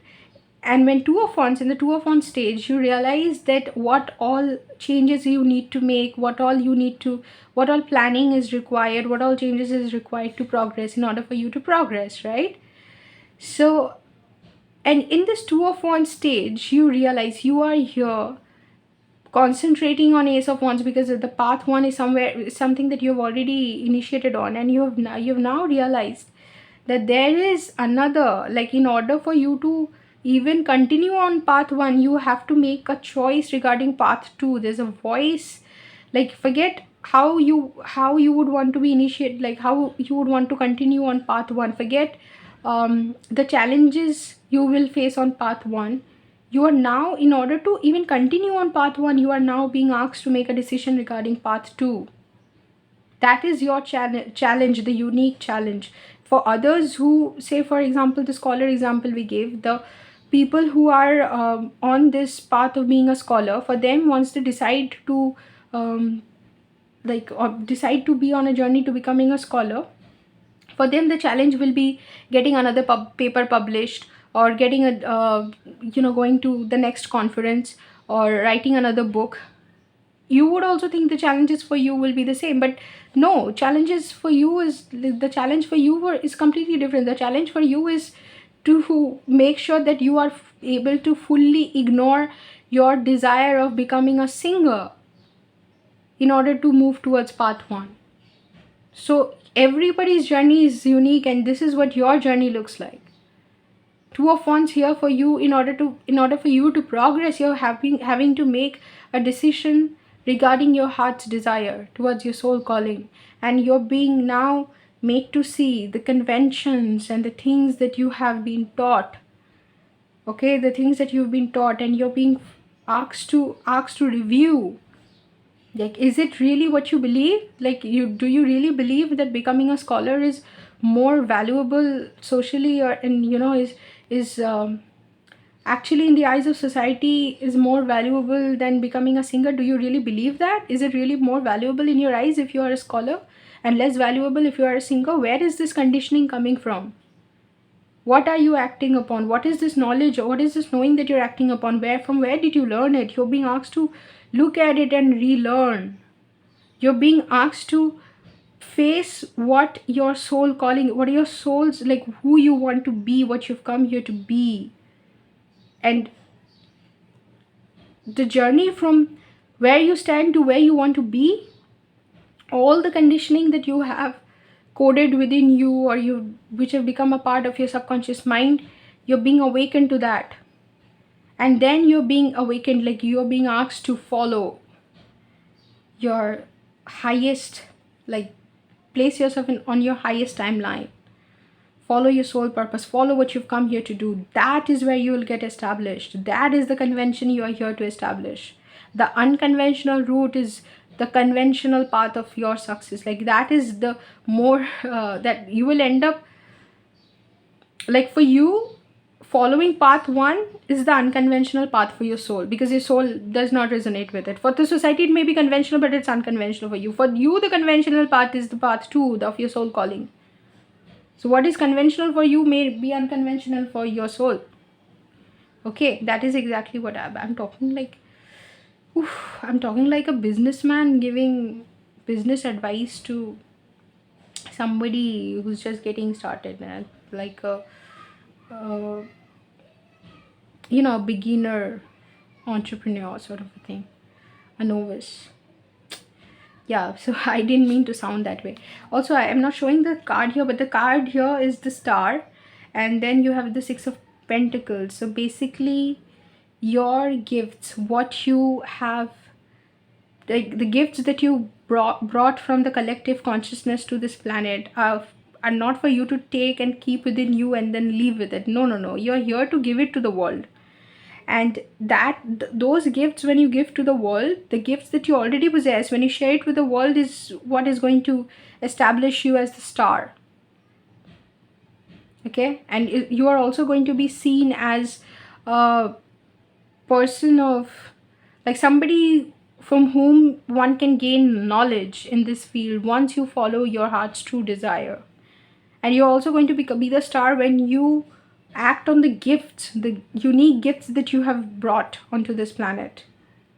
And obviously the dreams, your dreams will become such a prominent theme in your, like, you would constantly find yourself dreaming.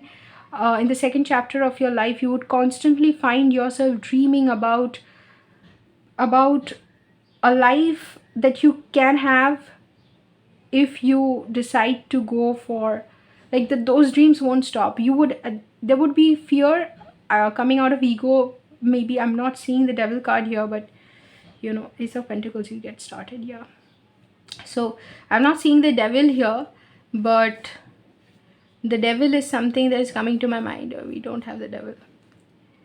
I'm not gonna look for devil. I'm just gonna talk about the devil, okay? Because that's what is coming to my mind.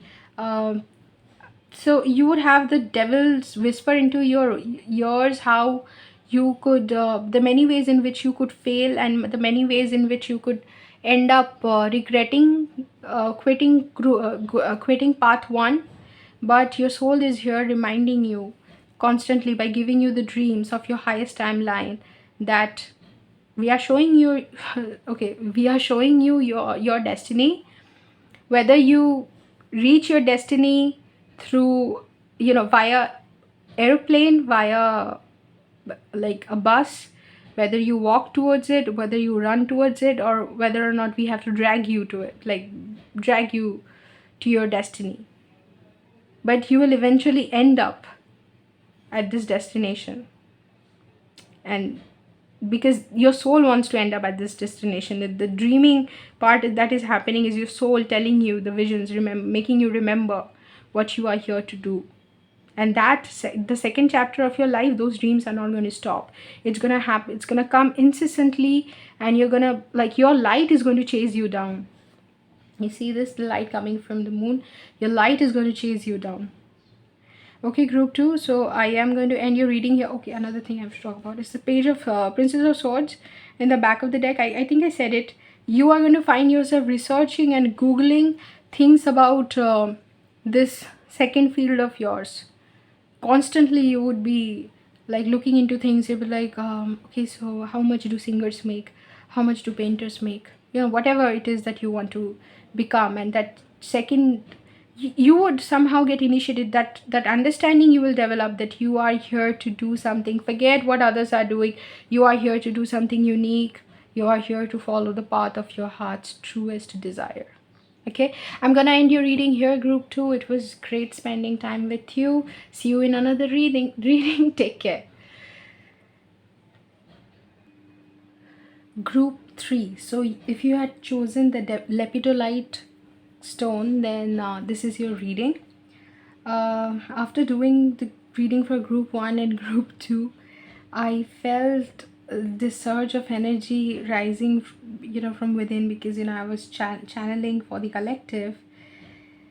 And honestly, I started wondering if I'll be able to make it to group 3 and group 4. Group 4 at this moment seems like such a far-fetched dream, but we will get there with patience and love and courage and endurance, inner strength. We will obviously get there.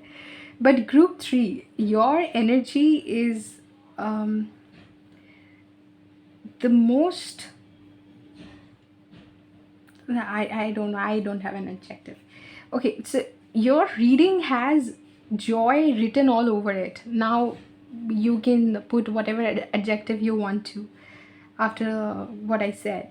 Like, your reading is the most light-hearted reading that I have done till now, in the readings that I have done today. So it has, like, group 3, first of all, I must make it clear that the decision, obviously you had to make a decision. Okay, you don't know if that decision that you have made is going to lead you to if you made the right decision in favor of your destiny, in favor of your highest good, which is obviously connected to the highest good of all. So you don't know this at this point, but I can tell you from the reading and from what I'm seeing. Yeah, so I tried to remember what I was saying. I had to pause it and then I forgot.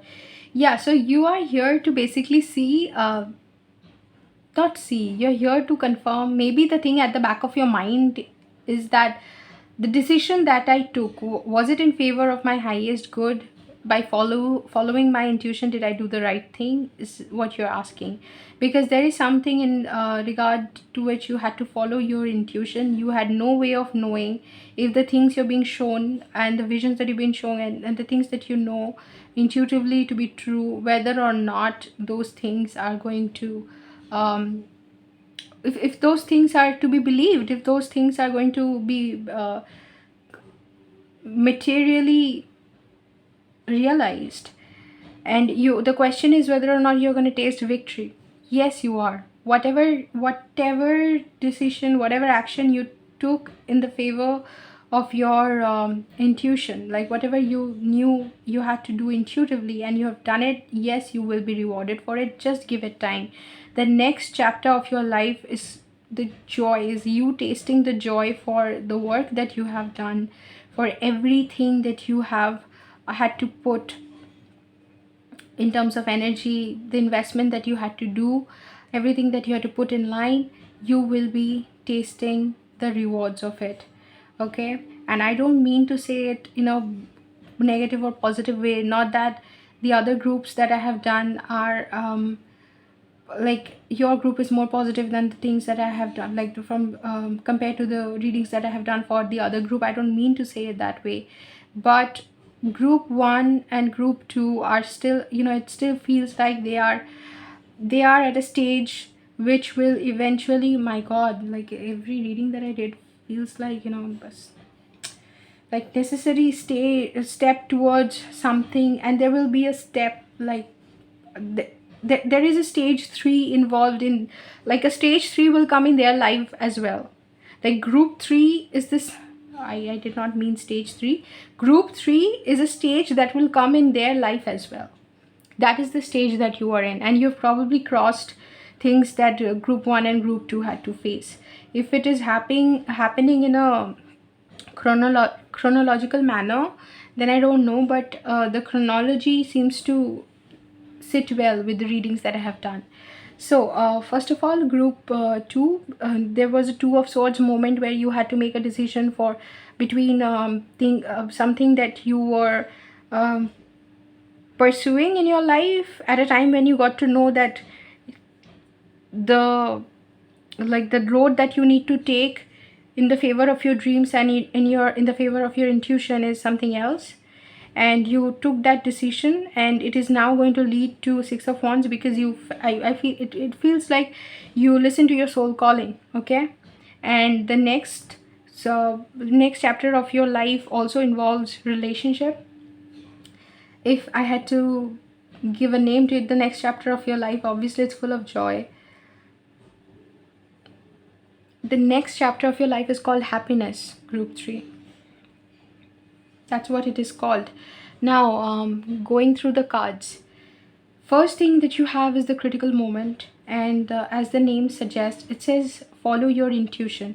If you have not done this already, if it could be so that you have not yet made a decision in the favor of your intuition, but in the next chapter you would be making a decision like that. You would decide to follow your intuition. In fact, when you are listening to the reading, you may already be on the path to following your dreams, or you might have already decided and now you're just figuring out how. You have blindfolds on, but the decision, you don't know if it's going to lead to Six of Wands sort of situation, because that's, I ended up pulling a few extra cards, and obviously it has meanings now, I understand.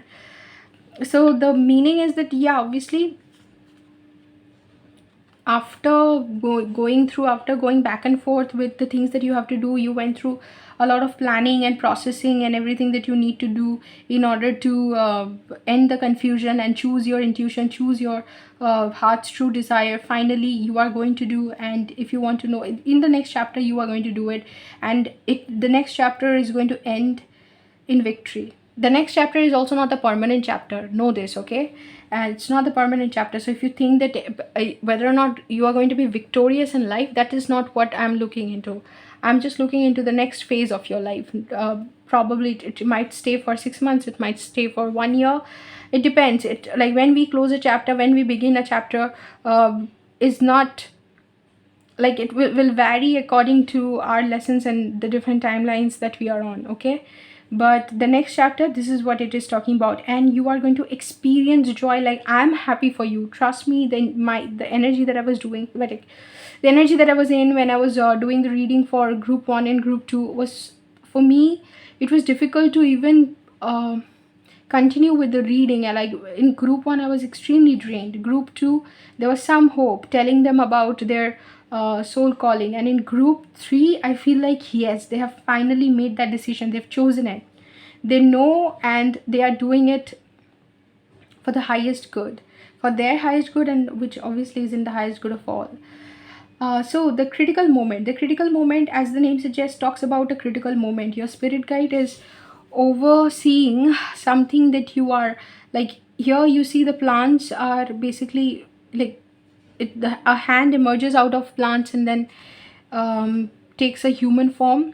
It is like the things that you are birthing into reality, the something that you have creatively pursued, or a road that you have taken, listening to your soul calling, you basically you extracted the information and what you had to do from the collective consciousness, this nature, from the source.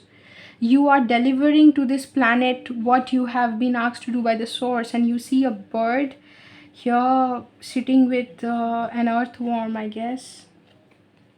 It is a period of immense joy. It's like even the earthly rewards that you are deserving of, is being handed to you as you hand your creative um, like your creativity or your creative product to the world, as you act from your intuition, from a place of your knowing, from a place of uh, your unique talents, like operating from a place of your unique strength and giving to the world your unique talents, what you have brought here into the reality.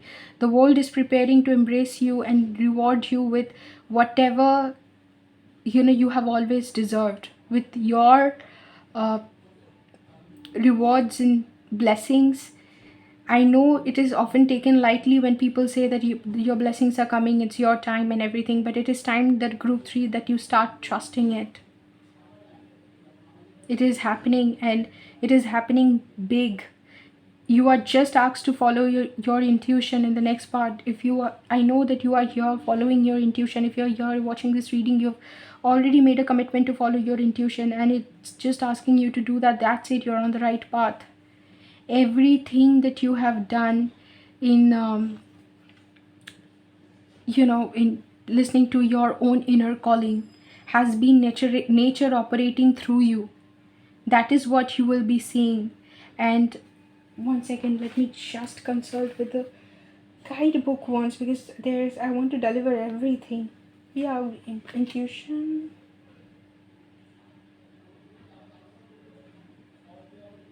Yeah. So basically, working from your understanding of what you are here to do, you have delivered to the world um, what nature intended to see on the planet. So the change that nature wanted to make, obviously nature, God, would act through us. We are the mediums, and you made yourself the medium.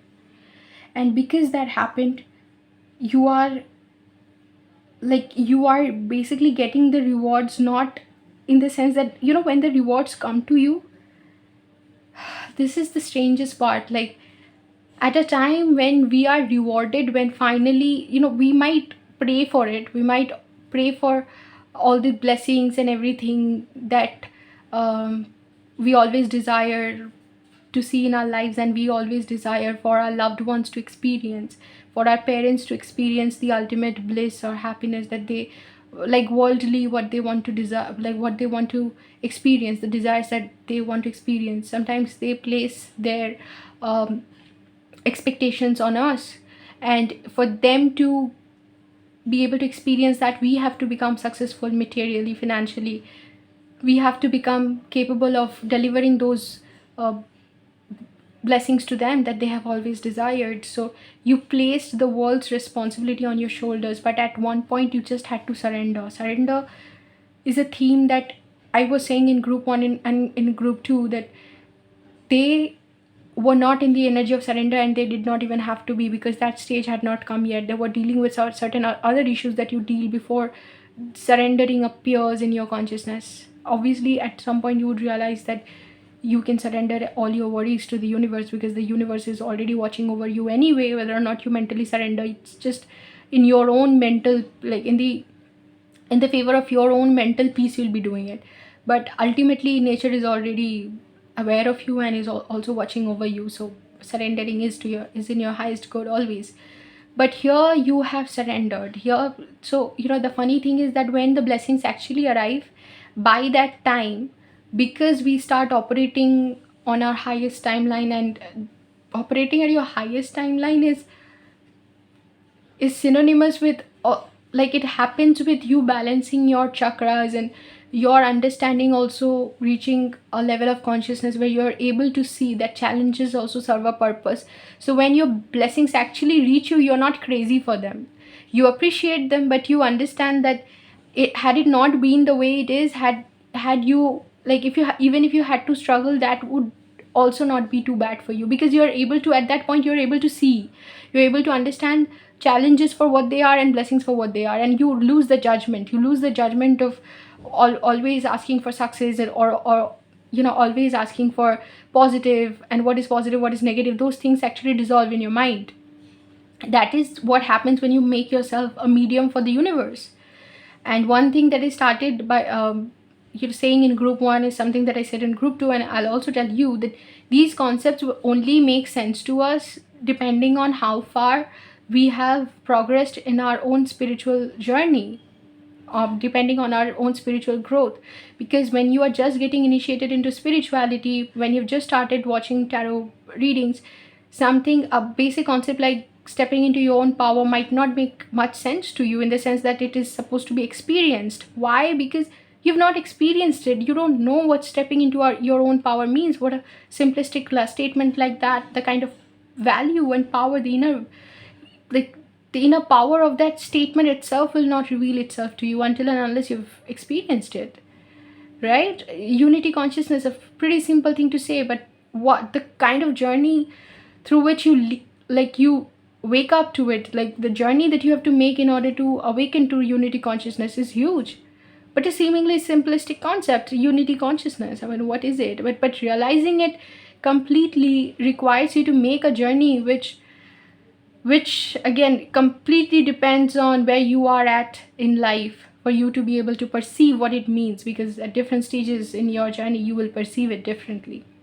Here, looking at the stage you are at, I feel that you have a very good understanding of the spiritual concepts that I'm referring to, because you've been through certain things. You've been through a time when you were made to question your worth. You did not believe in your dreams, to realizing that you acting in your intuition is basically acting in your highest good, which is completely tied to the highest good of all. When you heal yourself, when you act like following your heart's true desire, you actually act in favor of nature and you become a medium for God. You have made a lot of changes.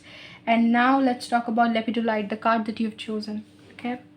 Have you been feeling depressed? Do you have mood swings? It is time to restore well-being. A joyful outlook on life can be yours. This also talks about joy. Take the necessary steps to shift your focus from that which troubles you to that which brings you joy. Angel of well-being, I consistently maintain a balanced and joyful outlook on life. I am so grateful for an inner sense of well-being. I easily center my attention on the people, places, and things that bring me happiness.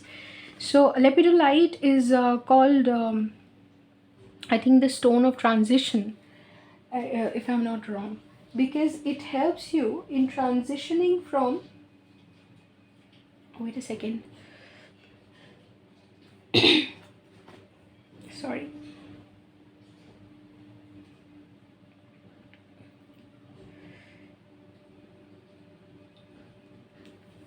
Sorry, group 2. So it is called a stone of transition because it helps you transition from a place of like an emotionally challenging space to a emotionally fulfilling state of mind. Okay, it talks about peace and harmony, and often people who suffer from emotionally, like who suffer from anything to do with their emotions, whether it is a form of even in some serious disorders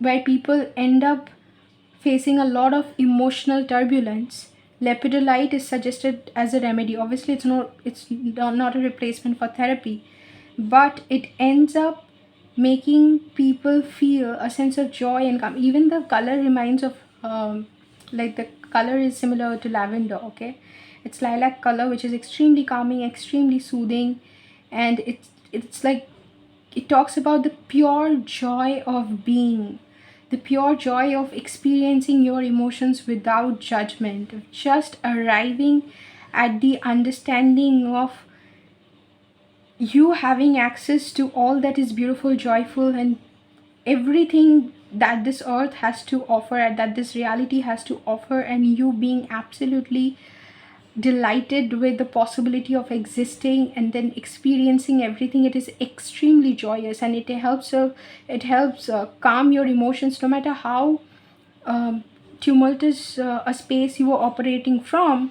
It will help you balance your emotions in a way where you are able to shift your perspective, where you are able to shift your perspective from chaos to that of harmony.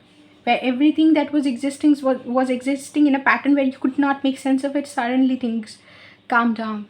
Okay, that is Lepidolite, and that is the transition. Even as the stone of transition, as the primary stone for your reading, that is what it talks about, that the transition is being made in your next chapter. The next chapter is called Joy. I'm so happy for you. Okay, so the card, this another card that you have here is 13 Dolphin Merkaba, stability number 4. Yeah, so this Dolphin Merkaba is when the, like, the author, what's her name, the author of this cards, oh the card, who is the one, okay, this was drawn by Francine Hart. Okay, yeah. So when this illustrator was basically, the inspiration behind this image for the illustrator is watching the dolphins at play, and they ended up forming a geometric pattern like this, which is emblematic of how everything in this universe, there is a universal pattern to everything in the universe. Okay, so everything in the universe has, you know, at the root of it is geometry, frequency, energy, and everything is operating at a, like, even though to us it might seem like chaos, but everything is as, you know, organized and structured as this is. Okay, so you get that, and this organization and structure is something that you are going to understand. It's going to make sense to you seamlessly. Okay, and you are being asked to imagine yourself as, you know, as someone, as a dolphin playing in this Dolphin Merkaba, as a member in their group, and that is the kind of joy you will experience.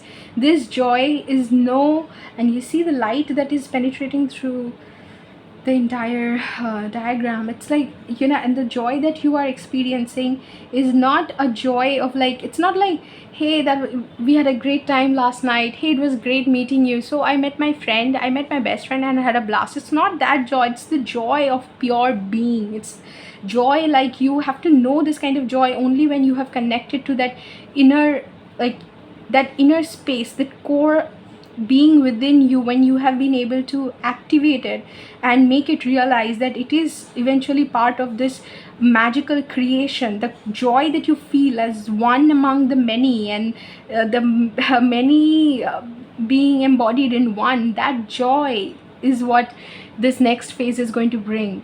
And it also talks about something that you have been sorry, this card, I just moved from this card to this card. Okay, so now I'm talking about the critical moment once again. This is a very critical moment in your life when you are going to be able to perceive the magic, like the magic is being revealed to you. And you know, the passion, the thing that you have, passion was a theme in this card as well, that when you are passionate, if you're passionate about something, passion can be experienced in many forms. This card will talk about that. So as you experience something, like, as you experience the result of something that you are extremely passionate about, you would realize that the seed of it, the, like, the source of that desire was coming from the core of you, from your core being. And what you have what you have ended up creating was nothing, like something extremely natural. It was not what you're being asked to, like, what you did not do to get something. Like, it wasn't for money that you did it, or it wasn't for somebody to respect you, or somebody to look at you and think, oh my god, what has that person achieved, that you did it. You did it because you were responding to your soul calling. Passion is connected deeply to something that excites our soul. Okay, and here Flaming Tropicals also talks about passion. Here this card talks about different kinds of passion. Okay, like, you could be passionate about a job, you could be passionate about a relationship, you could be passionate about seeing a certain change come to fruition, or a certain change in reality. You could be passionate about a hobby that you might have. You may be passionate about you reaching a certain goal. So passion can be experienced differently. Passion can also have destructive effects on people. Like if passion can make you burn and can make you do things sometimes that which at some point you might think that was not like, it was, I won't say bad, like passion can make you do things which you at some point go on to see as not an inspired action, but something that made you act out of ignorance. Okay, so passion can be experienced, like there can be different ways that you experience passion. Yeah, but the passion with which when we like use that passion or the force of passion, because passion is a very intense like emotional energy, so it has very intense emotional energy. So when you use that to fuel your dreams and visions for something that you so strongly want to see in reality, like happen in reality, that is absolutely like that is the universal magic at play. One second. Yeah, so as I was saying that when you make passion the fuel for your dreams and to make the vision that you have come to reality, then you actually, as the medium for God to operate through, you also end up being a part of the magic, and that's the beginning of you, like the universal magic unfolding and you witnessing it. Okay, that's the thematic uh, experience for overall like that's the no thematic summary for your reading for the next chapter of your life. And let's go on to the cards now. First is Eight of Pentacles. You would be working on your dreams. The like here I don't even have to explain the theme. I mean, the theme of your reading is you following your intuition and the work that you do.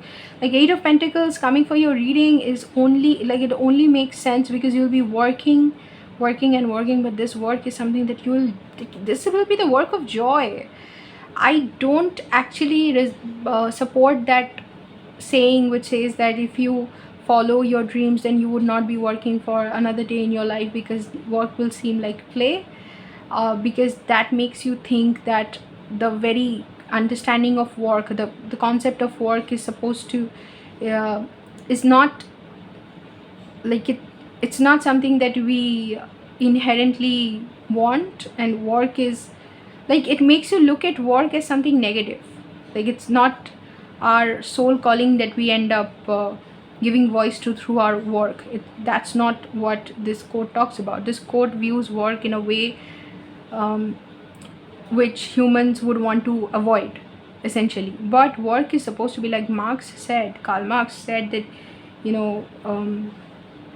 work should be, what you do, your profession should be a reflection of the kind of change you want to see in the world. Labor, that was his definition of labor, that labor should reflect the kind of change your labor should reflect the kind of change you want to see in the world. And that is the definition of work. That is what work should be for you. Like here we are like what we end up doing to the planet, because we don't think about what we want or the kind of change we would want to see on this planet. What we end up doing is we end up satisfying the egos of other, or we end up working to rise in other people's eyes, and we end up completely dissociated from our soul calling, and we end up living a life of isolation, of misery, not knowing why we are here, what are we doing, feel extremely lost and isolated.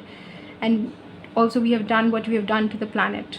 For this reason we end up purchasing houses we don't live in, buying cars that we don't drive, and other forms of exploitation, right? So that is not a quote that I resonate with, but yet I would tell you that your work is going to be your play. You are not going to work the kind of work this quote that I mentioned talked about. Your work is not going to be that negative thing where you work for others. You're going to work, yeah, exactly, you're not going to work for others, you're not going to work for anybody else but yourself. And that is when the highest, like you would be acting in the highest good of all, because when you work to um, fulfill your soul calling, you're acting like as the medium of nature. You're acting to materialize the kind of change nature wants to see on earth, and that is obviously in everyone's highest good. Second, you are doing this with a soulmate, okay? And all this joy and all this feeling, I mean, without Two of Cups, this reading would lack the passion that, you know, that the passion that is underlying, the passion that is, no, the underlying passion in the reading, which is weaving together the different concepts, okay? So I'm so excited for you. I don't know if I have delivered, like, if I have butchered the message a little, but I don't care. I'm really excited. You're getting to meet your partner in this next phase, and having a relationship where you are in this, where you are you both are the same page, and maybe what you do is also their vision, and you want to, like, you're working together with them on this vision, or you end up meeting someone who has the same vision as you, and this becomes such a joy working on this thing. You instead of a partner, a romantic partner, you also might end up meeting a soulmate which might be a friend, and you're going to have a time of your life. You're going to have a blast. The energy with which you are going to approach the next chapter, although this is such a mature phase, and this is such a mature phase of your life, but it, like, I understand you have been through some things, you've seen some things. Although this, I understand that the perspective that you are operating from, with whatever, that is actually a very mature perspective, which we end up channeling only after we have been through certain experiences which help us grow and see life differently. But still, you're going to have a childlike enthusiasm for the next chapter of your life, and you are going to initiate, like Ace of Pentacles, Eight of Pentacles.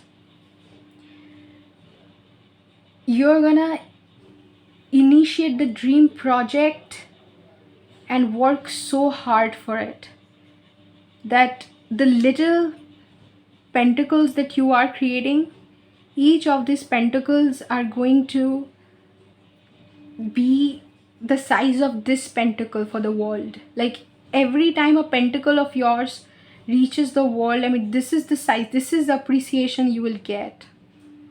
This is how you, every slice of your work, or you might write a poem, but every poem that you write, you might write poems, but every poem that you write, or you might write stories, and every story that you write, every song that you write is going to be, like, each of those creations of yours are going to be viewed and accepted and celebrated by the world. Like it would be multiplied, and this is the size of how they will view each of your pentacles, okay?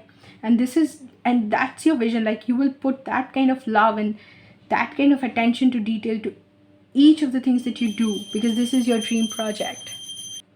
Yeah, so since this is your dream project, that's what you'll end up doing. And we have a bear coming out. So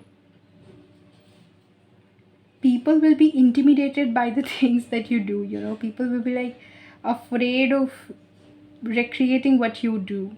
You will be that good. And people will be like, your example, even though you would want people to be inspired by it and actually chase their dreams, following your footsteps, people will take your journey as something that is very hard to achieve for them. Okay, and that's about it. I think I'll end your reading here, group 3. Thank you for sharing your energy with me. I really had a great time doing your reading. See you in another reading sometime. Okay, take care. Group 4. So if you had chosen the green moss agate, then welcome to your reading. I was not sure. See, when I started doing the reading, I was not I wanted to do 4 groups really, but as I was progressing, I was not sure if I'd be able to like go on to do group 4, because each of the readings was demanding so much of my energy, right? Because I think I like we dealt with some heavy energies in these readings today.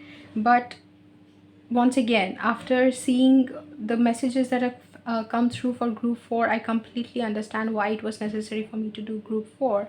And also, something interesting about the readings today is that there was one second.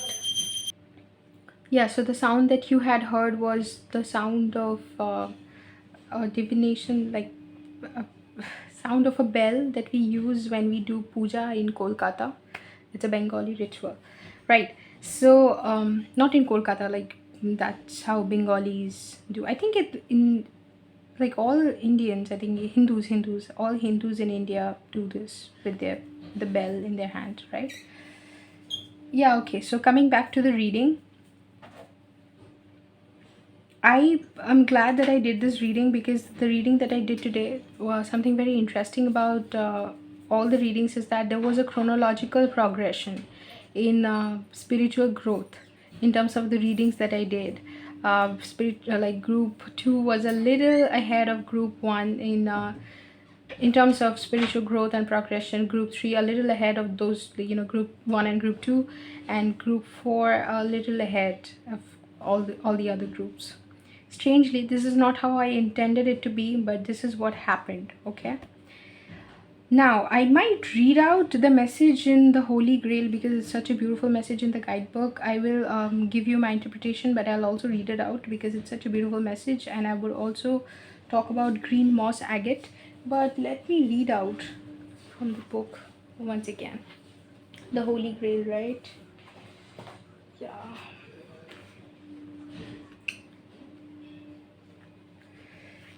So it says, expand your heart and mind. The card you have selected shows 4 color, full monal pheasants, 2 males. Okay, this the card I can show you.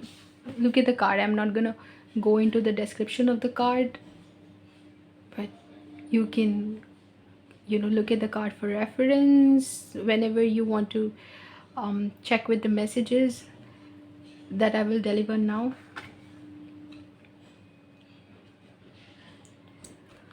Yeah. So the message is Uranus is the cosmic alarm clock. It is here to wake you up from a collective sleep by triggering dramatic events you don't expect. It will do what it takes to shift you from shift your current reality to the next level. The good news is that it also triggers your creative genius when Uranus appears in your life. It is time to be flexible. Being rigid, fixed, and or stubborn will not serve you well.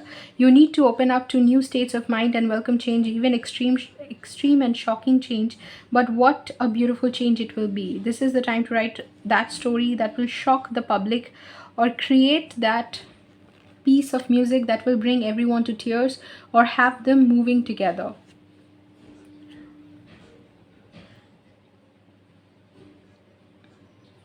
Also, another important message here is reevaluate how you look to the world, how you dress, your hairstyle, and with whom you associate. The norm now seems boring, and you could lean towards unconventionality. You might feel compelled to push and stretch society to new boundaries and change the established order to improve human condition. The mind will take you only so far. You need to reach the soul through connecting with the heart. The heart melts Uranus's icy exterior. There is a heart in the middle of Uranus. If what you create and desire is for the highest and best good for all, then Uranus will catapult you to new heights. Another message is the pheasants say to be true to yourself no matter what you seem like on the outside. Honor who you are. You may appear to be wildly extroverted when in actuality you are quite an introvert, and that's just fine. Don't pretend to be something you're not. Honor both aspects of your life. Yes, another piece here. In the center of your piece is a large triangular chalice. This chalice is about your sole purpose. What you choose to come here to do, it is your holy grail. Like the holy grail in legend, this goblet can help you find happiness and abundance if you pass the test. The test can manifest psychologically, spiritually, and or physically. As the legend goes, only the pure of heart know how to find and drink from the grail. This cup of source is yours for the taking when you live your life through the heart chakra and not the thinking mind. Ego has a way of doubting, but the heart is always sure.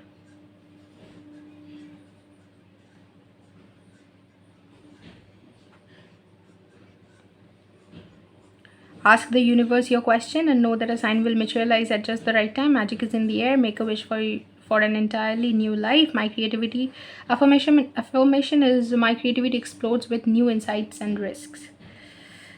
All right. Yeah, that's about it. Those are the main points, and I read them out to you.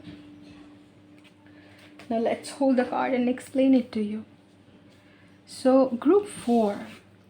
Here you can see that it talks about Uranus being the universal alarm clock, and that is something that I found extremely interesting. Okay, it wakes you up from a soul sleep, and you see here all the birds are about to hatch. Like there are cracks appearing in some, but there's one bird that you can see that is almost ready to be born. Okay, and it talks about divine timing as well, that the time is coming to be born.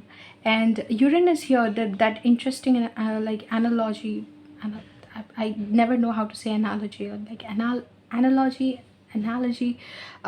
That's a very difficult word for me to say, but you get it, right? The Uranus, the reference that they made to Uranus was extremely interesting, in the sense that Uranus is here to wake you up from something like soul amnesia, that we come here forgetting who we are and what we are here to do. We end up experiencing life from behind the veil of ignorance, and then someday at some point we wake up to the truth. And another interesting thing about this reading of yours is this understanding that no matter what we are experiencing, no matter what stage we are at in our lives, we are basically on our journey to find enlightenment. Okay, we are on our journey to unity consciousness. That is exactly what this card will talk about. So basically, like whichever stage, and this is something that I spoke in the other 3 groups as well, that understanding the like spiritual concepts, something as basic as stepping into your power, or following your heart's true desire, or closing a cycle.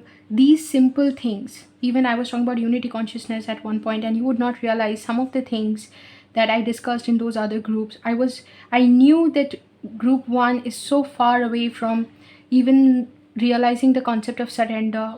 They are not going to be able to realize or understand something like unity consciousness. But unity consciousness is exactly what the theme of your reading is, which is very, very strange. How the progression, how it progressed, like the readings that I was doing today, how they progressed into unity consciousness eventually. It's beautiful. Grateful for the readings, and also grateful for your presence here.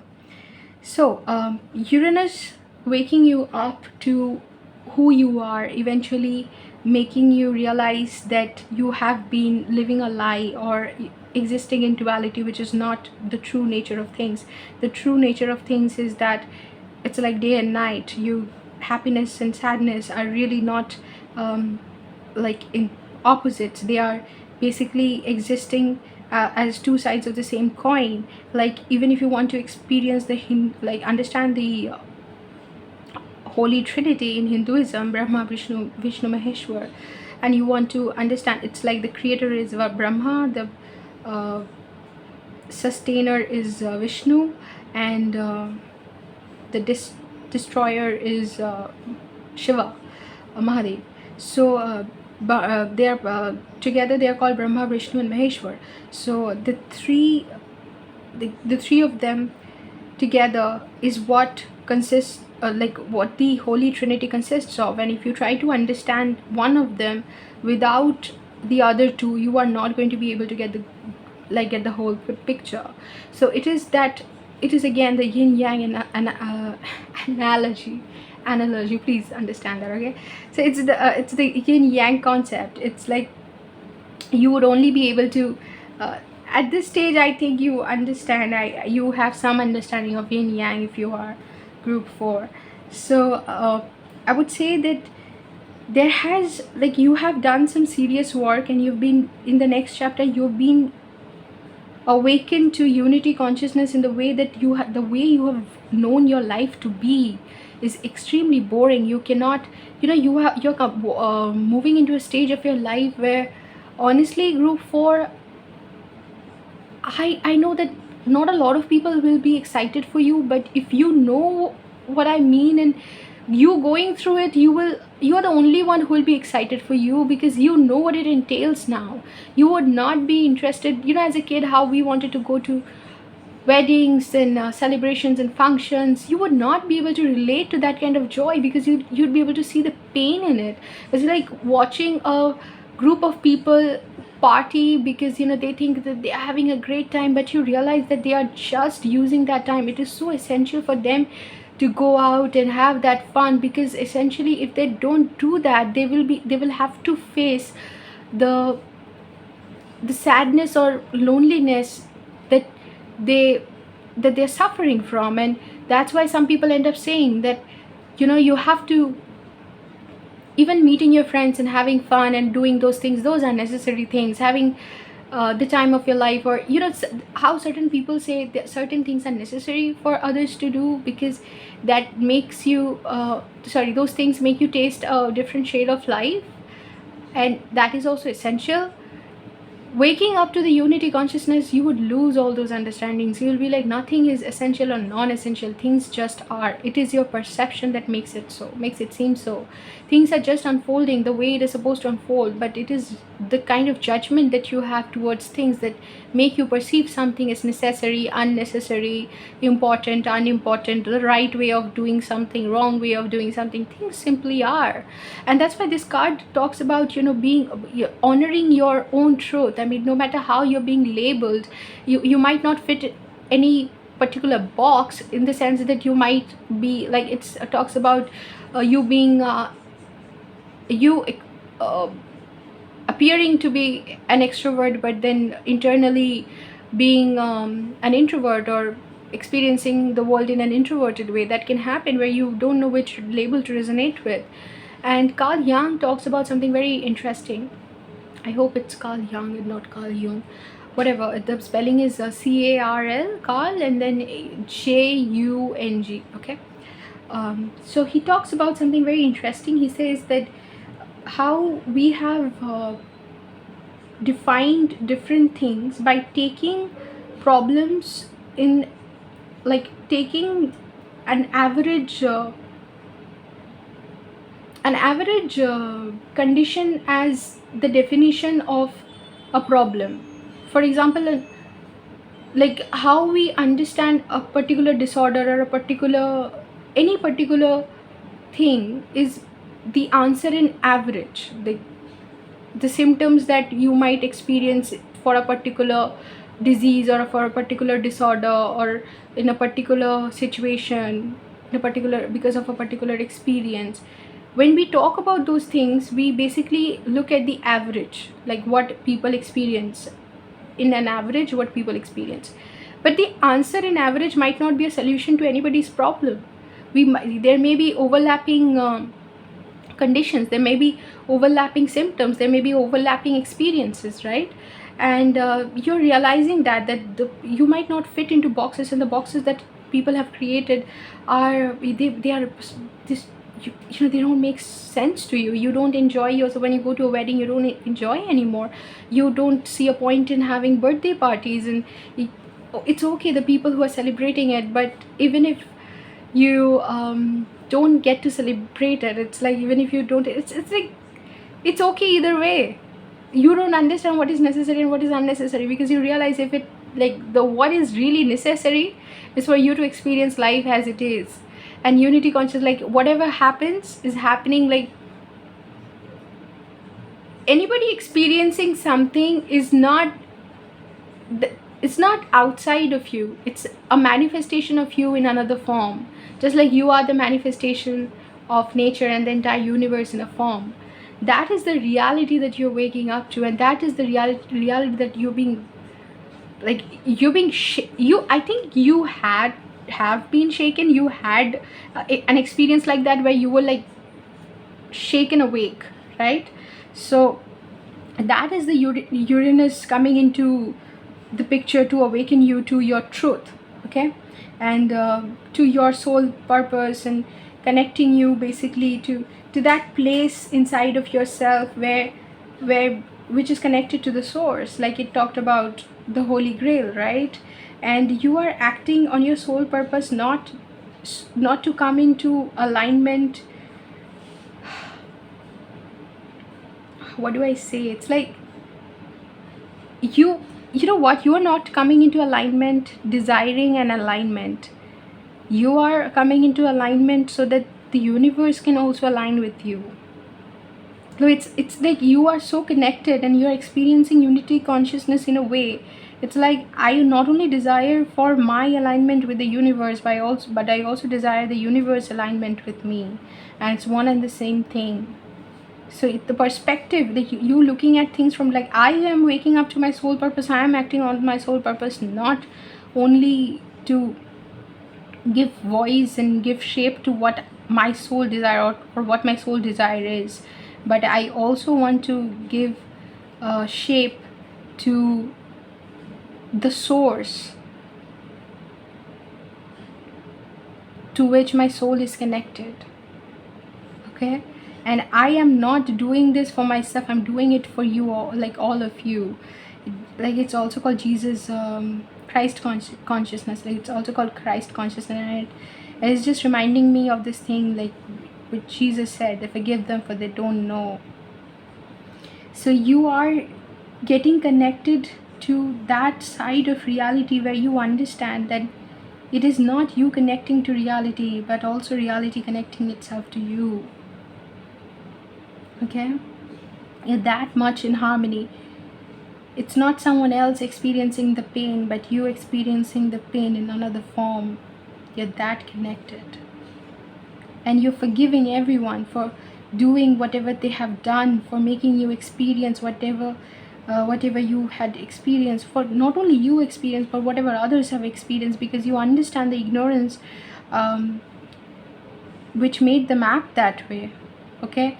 And the freedom of love exactly talks about that thing. It's like unity consciousness, it talks about love consciousness, waking up to the love of this love for the entire creation, which is liberating. Love then frees you.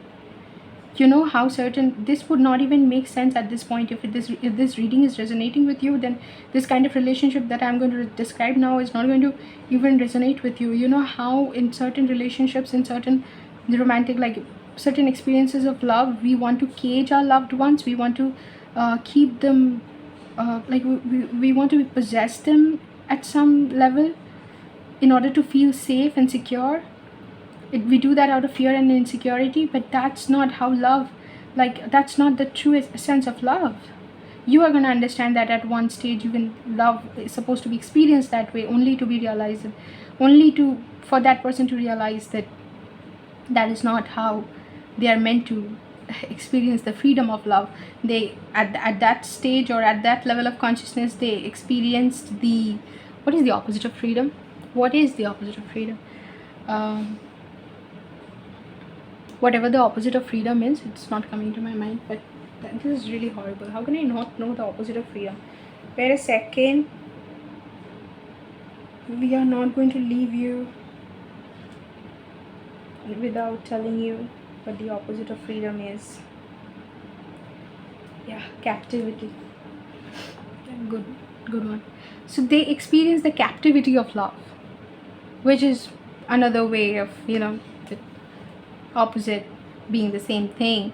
And they would also eventually go on to realize the freedom of love, understand that it's one and the same thing, experiencing itself through different lenses, and then be liberated. So that's the theme.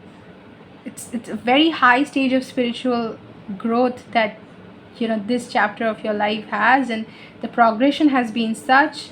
I was like, when this thing came out, freedom of love, purification, meditation, the holy grail, I was like, yeah, I knew it. Like at group 3 only I got this feeling that it is progressing in a chronological, like, not in, like, in a very progressive manner in the terms of how we spiritually awaken to our own truth. Okay, and then you have purification meditation, which talks about burning all sides of you, like all shades of you that were not serving you, and forgiving, understand, like burning to purify yourself. And here, purification does not mean that you burn the impurities, no, you purify yourself to come to your truest form, so that what's left behind is like, it's like burning gold, to get rid of the things which are not gold, and then get gold in its truest form. So you're coming into your truest form and getting rid of everything that you captured, which were like programming, conditioning, which were basically, these things were basically layers that made you not see who you truly are. And then eventually you're realizing who you truly are. And this phase of yours would entail a lot of meditation, a lot of going deep, being protective about your boundaries, setting boundaries, so that you can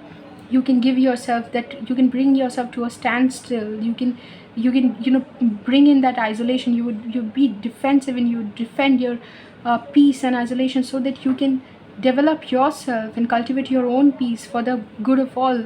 Because as you raise your vibration, the vibration of the collective rises, and you understand that, and you know that these people don't understand it. 7 of Wands, they don't understand it, but you are acting in their highest benefit by setting boundaries and bringing yourself, like allowing yourself that space and that that freedom to practice your spiritual practices. You would meditate, go deep, chakra healing, all other like different kinds of spiritual practices you would be doing. But mostly what's coming, like the basic thing, meditation, you would go within yourself. Carl Jung said as something interesting, as another interesting thing as well. Please look into the work of Carl Jung, you would love it, I think. So he said something interesting, like we would go to the extent of practicing all sorts of religious, spiritual, and other dietary restrictions and all sorts of things in order to distract ourselves from ourselves. Okay, and also you can look into another YouTube video called Samadhi. There's Hindi, English, and other language like French and Spanish. I think they have done it in other languages as well. So you can just Google this YouTube video, Samadhi, and there they talk about something interesting, where they say that thinking about spirituality as an external, like thinking about spirituality or different other practices in spirituality as a solution to escape, solution to put an end to the Maya, to the illusion of the world, is not different from pathological thinking, because it only makes you believe that the solution is something external to yourself. It's not going within, but reaching out for something externally. So you are realizing that, and that's why I said meditation is what you are going to mostly concentrate on. Okay. Then you have okay, I did not talk about your green card at all. Green moss agate. Do you like to garden? Are you a nature lover? Spend more time connecting with Mother Earth. Put your hands in the soil and your bare feet in the grass. Investigate the use of nature's pharmacy, such as herbs and aromatherapy, for general health and well-being. Angel of plants and herbs. I spend quality time in nature every day. I have an intimate connection with Mother Nature and her loving tools for natural healing. Essential oils and healing herbs allow me to balance all aspects of my life. So green moss agate, connecting, like it is basically called the stone of Mother Gaia. So it is connecting you to nature in a way where you are able to, again, 7 of Wands, distracting yourself from the chaos of the model world, reaching out reaching out within yourself to find your true self. Since we are able to connect to source when we find ourselves in nature, and we become, we essentially feel that connection, connection to the primal connection to the source, and we feel one with everything. That is pretty much what is happening. Another thing I feel like mentioning is that, in astrology, ninth house, 12th house, ninth house is called the house of long distance travel, 12th house is called the house of foreign travel, third house is called the house of short distance travel. But ninth and 12th being the house of long distance travel and foreign travel, they are also the high house of religion, higher learning. Like ninth is the house of religion, higher learning, and 12th is the house of spirituality, outer body experiences, unknown, and otherworldly experiences. So how come that the houses of travel are also talking about spiritual experiences? Because we travel, like the travel that we do physically, greater than that is the travel that we do spiritually. We end up like traveling different dimensions, and then having out of body experiences where we might be here but my soul may be, visiting Spain, for all we know. But why Spain? I mean, it could just go hang out in 11D, like 11th dimension, if it wants to. So that sort of experience, that's why the house of travel and the house of spirituality, religion, and those are the same. So here you would, green moss agate connecting you to nature, you would, even if you're meditating, you could find yourself, like you could have meditation where you are walking through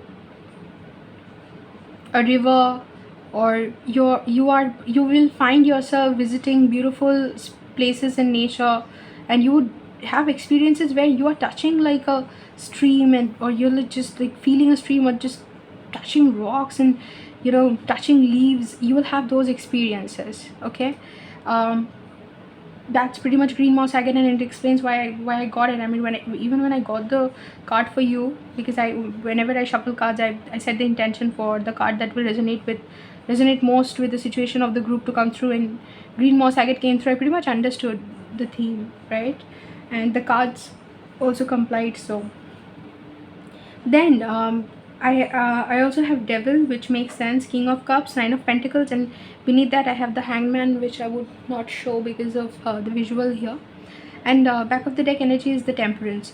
So the devil coming through for your reading makes complete sense, because you're integrating your shadow side and being kind to it, the king of cups. You are integrating your shadow side, you're understanding, you are forgiving the devil in you, you're forgiving your demons, you're forgiving that voice whispering, telling you, what if you do this and you fail and you can't feed your family, and what if you go chasing this person and this person is not even interested in you, and you end up alone and look stupid, and then what if you go for a coffee with your friend and you end up realizing that your friend has been backstabbing you throughout, and it's not even a good date. You would end up regretting meeting your friend. And then, what if you write this book and nobody reads it? What if you sing this song and there's no audience? That voice that keeps whispering into your ear, your worst fear, your ego, you're gonna burn. And not burn in a way like burn, you demon, you're gonna burn them.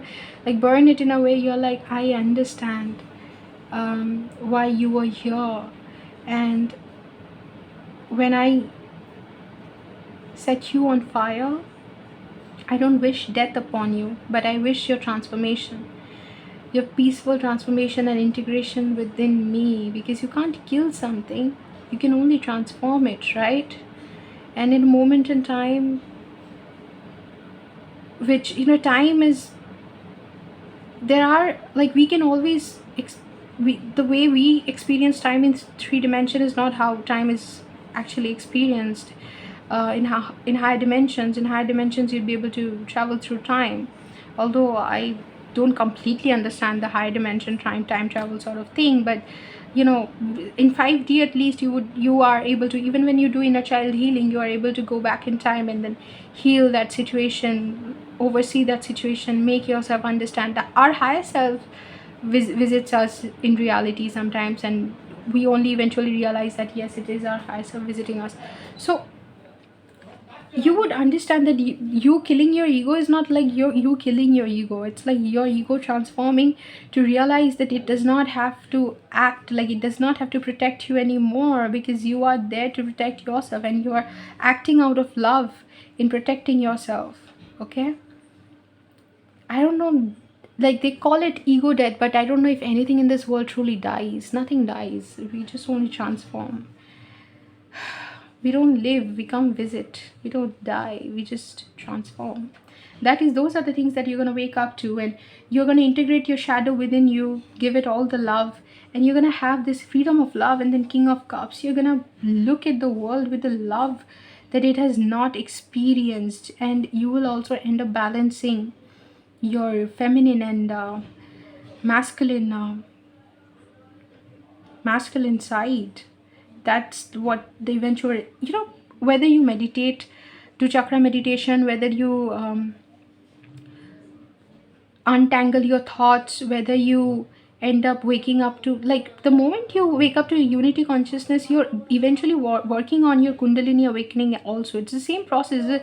You cannot like awaken to a particular level of consciousness without activating your chakras. And if you activate your chakras, you would, I was going to say chactivate. Okay, activation of chakras, chactivate, yeah, right. If you activate your chakras, you're eventually going to wake up to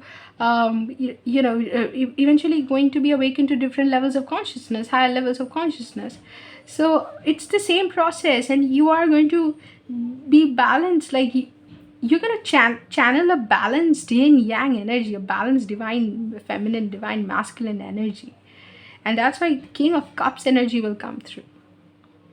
Okay, we completely honoring your emotions, and I won't even say regulating your emotions, as if emotions are these crazy things that need to be regulated. You will be honoring your emotions. Your emotions, you will know that it is the connection. That is how you, through our emotions, through our feelings, through honoring our heart, we connect to who we are, to the source. You know, self-respect, self-esteem, and self-realization will bring in those things, and you understand, sorry, you honor how you feel, because how you feel is you operating as your most authentic self. No judgment, no hurries. Okay, and then we have the Nine of Pentacles and the Hanged Man. You would experience material fulfillment, obviously, because you know, on earth we have come to experience, like, material reality is pretty much the yin yang. Like, material and spiritual reality is pretty much the yin yang, and anybody who tells you spiritual reality means completely disconnecting from the material world, no, no, no, no, no, no, no, no, no, no, no. You awaken to the spiritual reality to understand that why material world has to exist. You honor it, you honor its functioning, and at some point, if you have enough karma on this planet, like you awaken spiritually, and then your karma is to help other people. I have just seen justice, so you will help bring in natural justice onto this planet. Okay, and so if your karma, after having spiritual awakening and reaching a certain level of like making a certain level of spiritual progress, if your karma is to then be a guide to humans, to aid them in their spiritual awakening, you also, like, material abundance and whatever you need in order to progress on your path is made available to you seamlessly. And I'm gonna see, like, I'm seeing a lot of abundance, material abundance sent on your path, which will, like, you will be the Hanged Man. Like, you will get it, sorry, you'll get it as effortlessly as not doing. The hangman is usually stuck, is basically seeing a situation from a different perspective and unable to act on it. So effortlessly, pretty much, even in seeing the seeing the world from a different perspective, never understanding how this could lead to material abundance, you would experience material abundance. You would experience dreams coming true, wishes coming true. And there's a bird there. Whenever there's a bird, it reminds me of spirit guides. It's like, and this girl also has, this is something I'm seeing for the first time. This girl also has some something, some sort of a, she's wearing something on her hand, and this could be a spiritual mala or something like that. So it reminds me of spirit guides guiding the situation, like overseeing the situation. So your spirit guide will come through to tell you, I told you this is going to happen. You didn't believe me, but here it is happening right now. And it is also in some cards, in the by some people, the Nine of Pentacles is regarded as the pre-empress, like pre-empress card. So yeah, you are going to channel the divine feminine, like you'll be awakened to the divine feminine uh, version, like energy. You will be channeling that divine feminine energy of yours. But to the world might not understand the depths of the experiences that you're having. Will only end up seeing you as a Nine of Pentacles. If someone who has material abundance and is successful, the world will call you successful. Next chapter of your life, then group 4 is called success. And this is not earthly worldly success. This is success at all levels: emotional, spiritual, material. So glad to be doing the 4th group reading. And the back of the deck energy is temperance. That's why I said that there's so much energy of you being able to come into balance, balancing your inner yin yang and divine masculine and divine feminine within you, and then operating at, really truly operating on your highest timeline. You've done some wonderful work on yourself, group 4. So happy to have you here. So I feel completely different from the way I was feeling in group 1, group 2, group 3. Feeling completely different energy, feeling so settled, feeling secure. For like, I'm feeling, also because this is the last reading and I'm going to be done soon. I don't know if it is because of that, but my eyes are constantly getting drawn towards this card, purification meditation. And I was feeling so settled. Even when I was shuffling the cards for you, I was like, yes, I had this thing that the feeling that I had was like I had to control nothing. Like, it's all going to happen, and the right cards are going to come through, and everything is going to happen seamlessly, because this is it. This is the theme. This is the energy of your reading, group 4.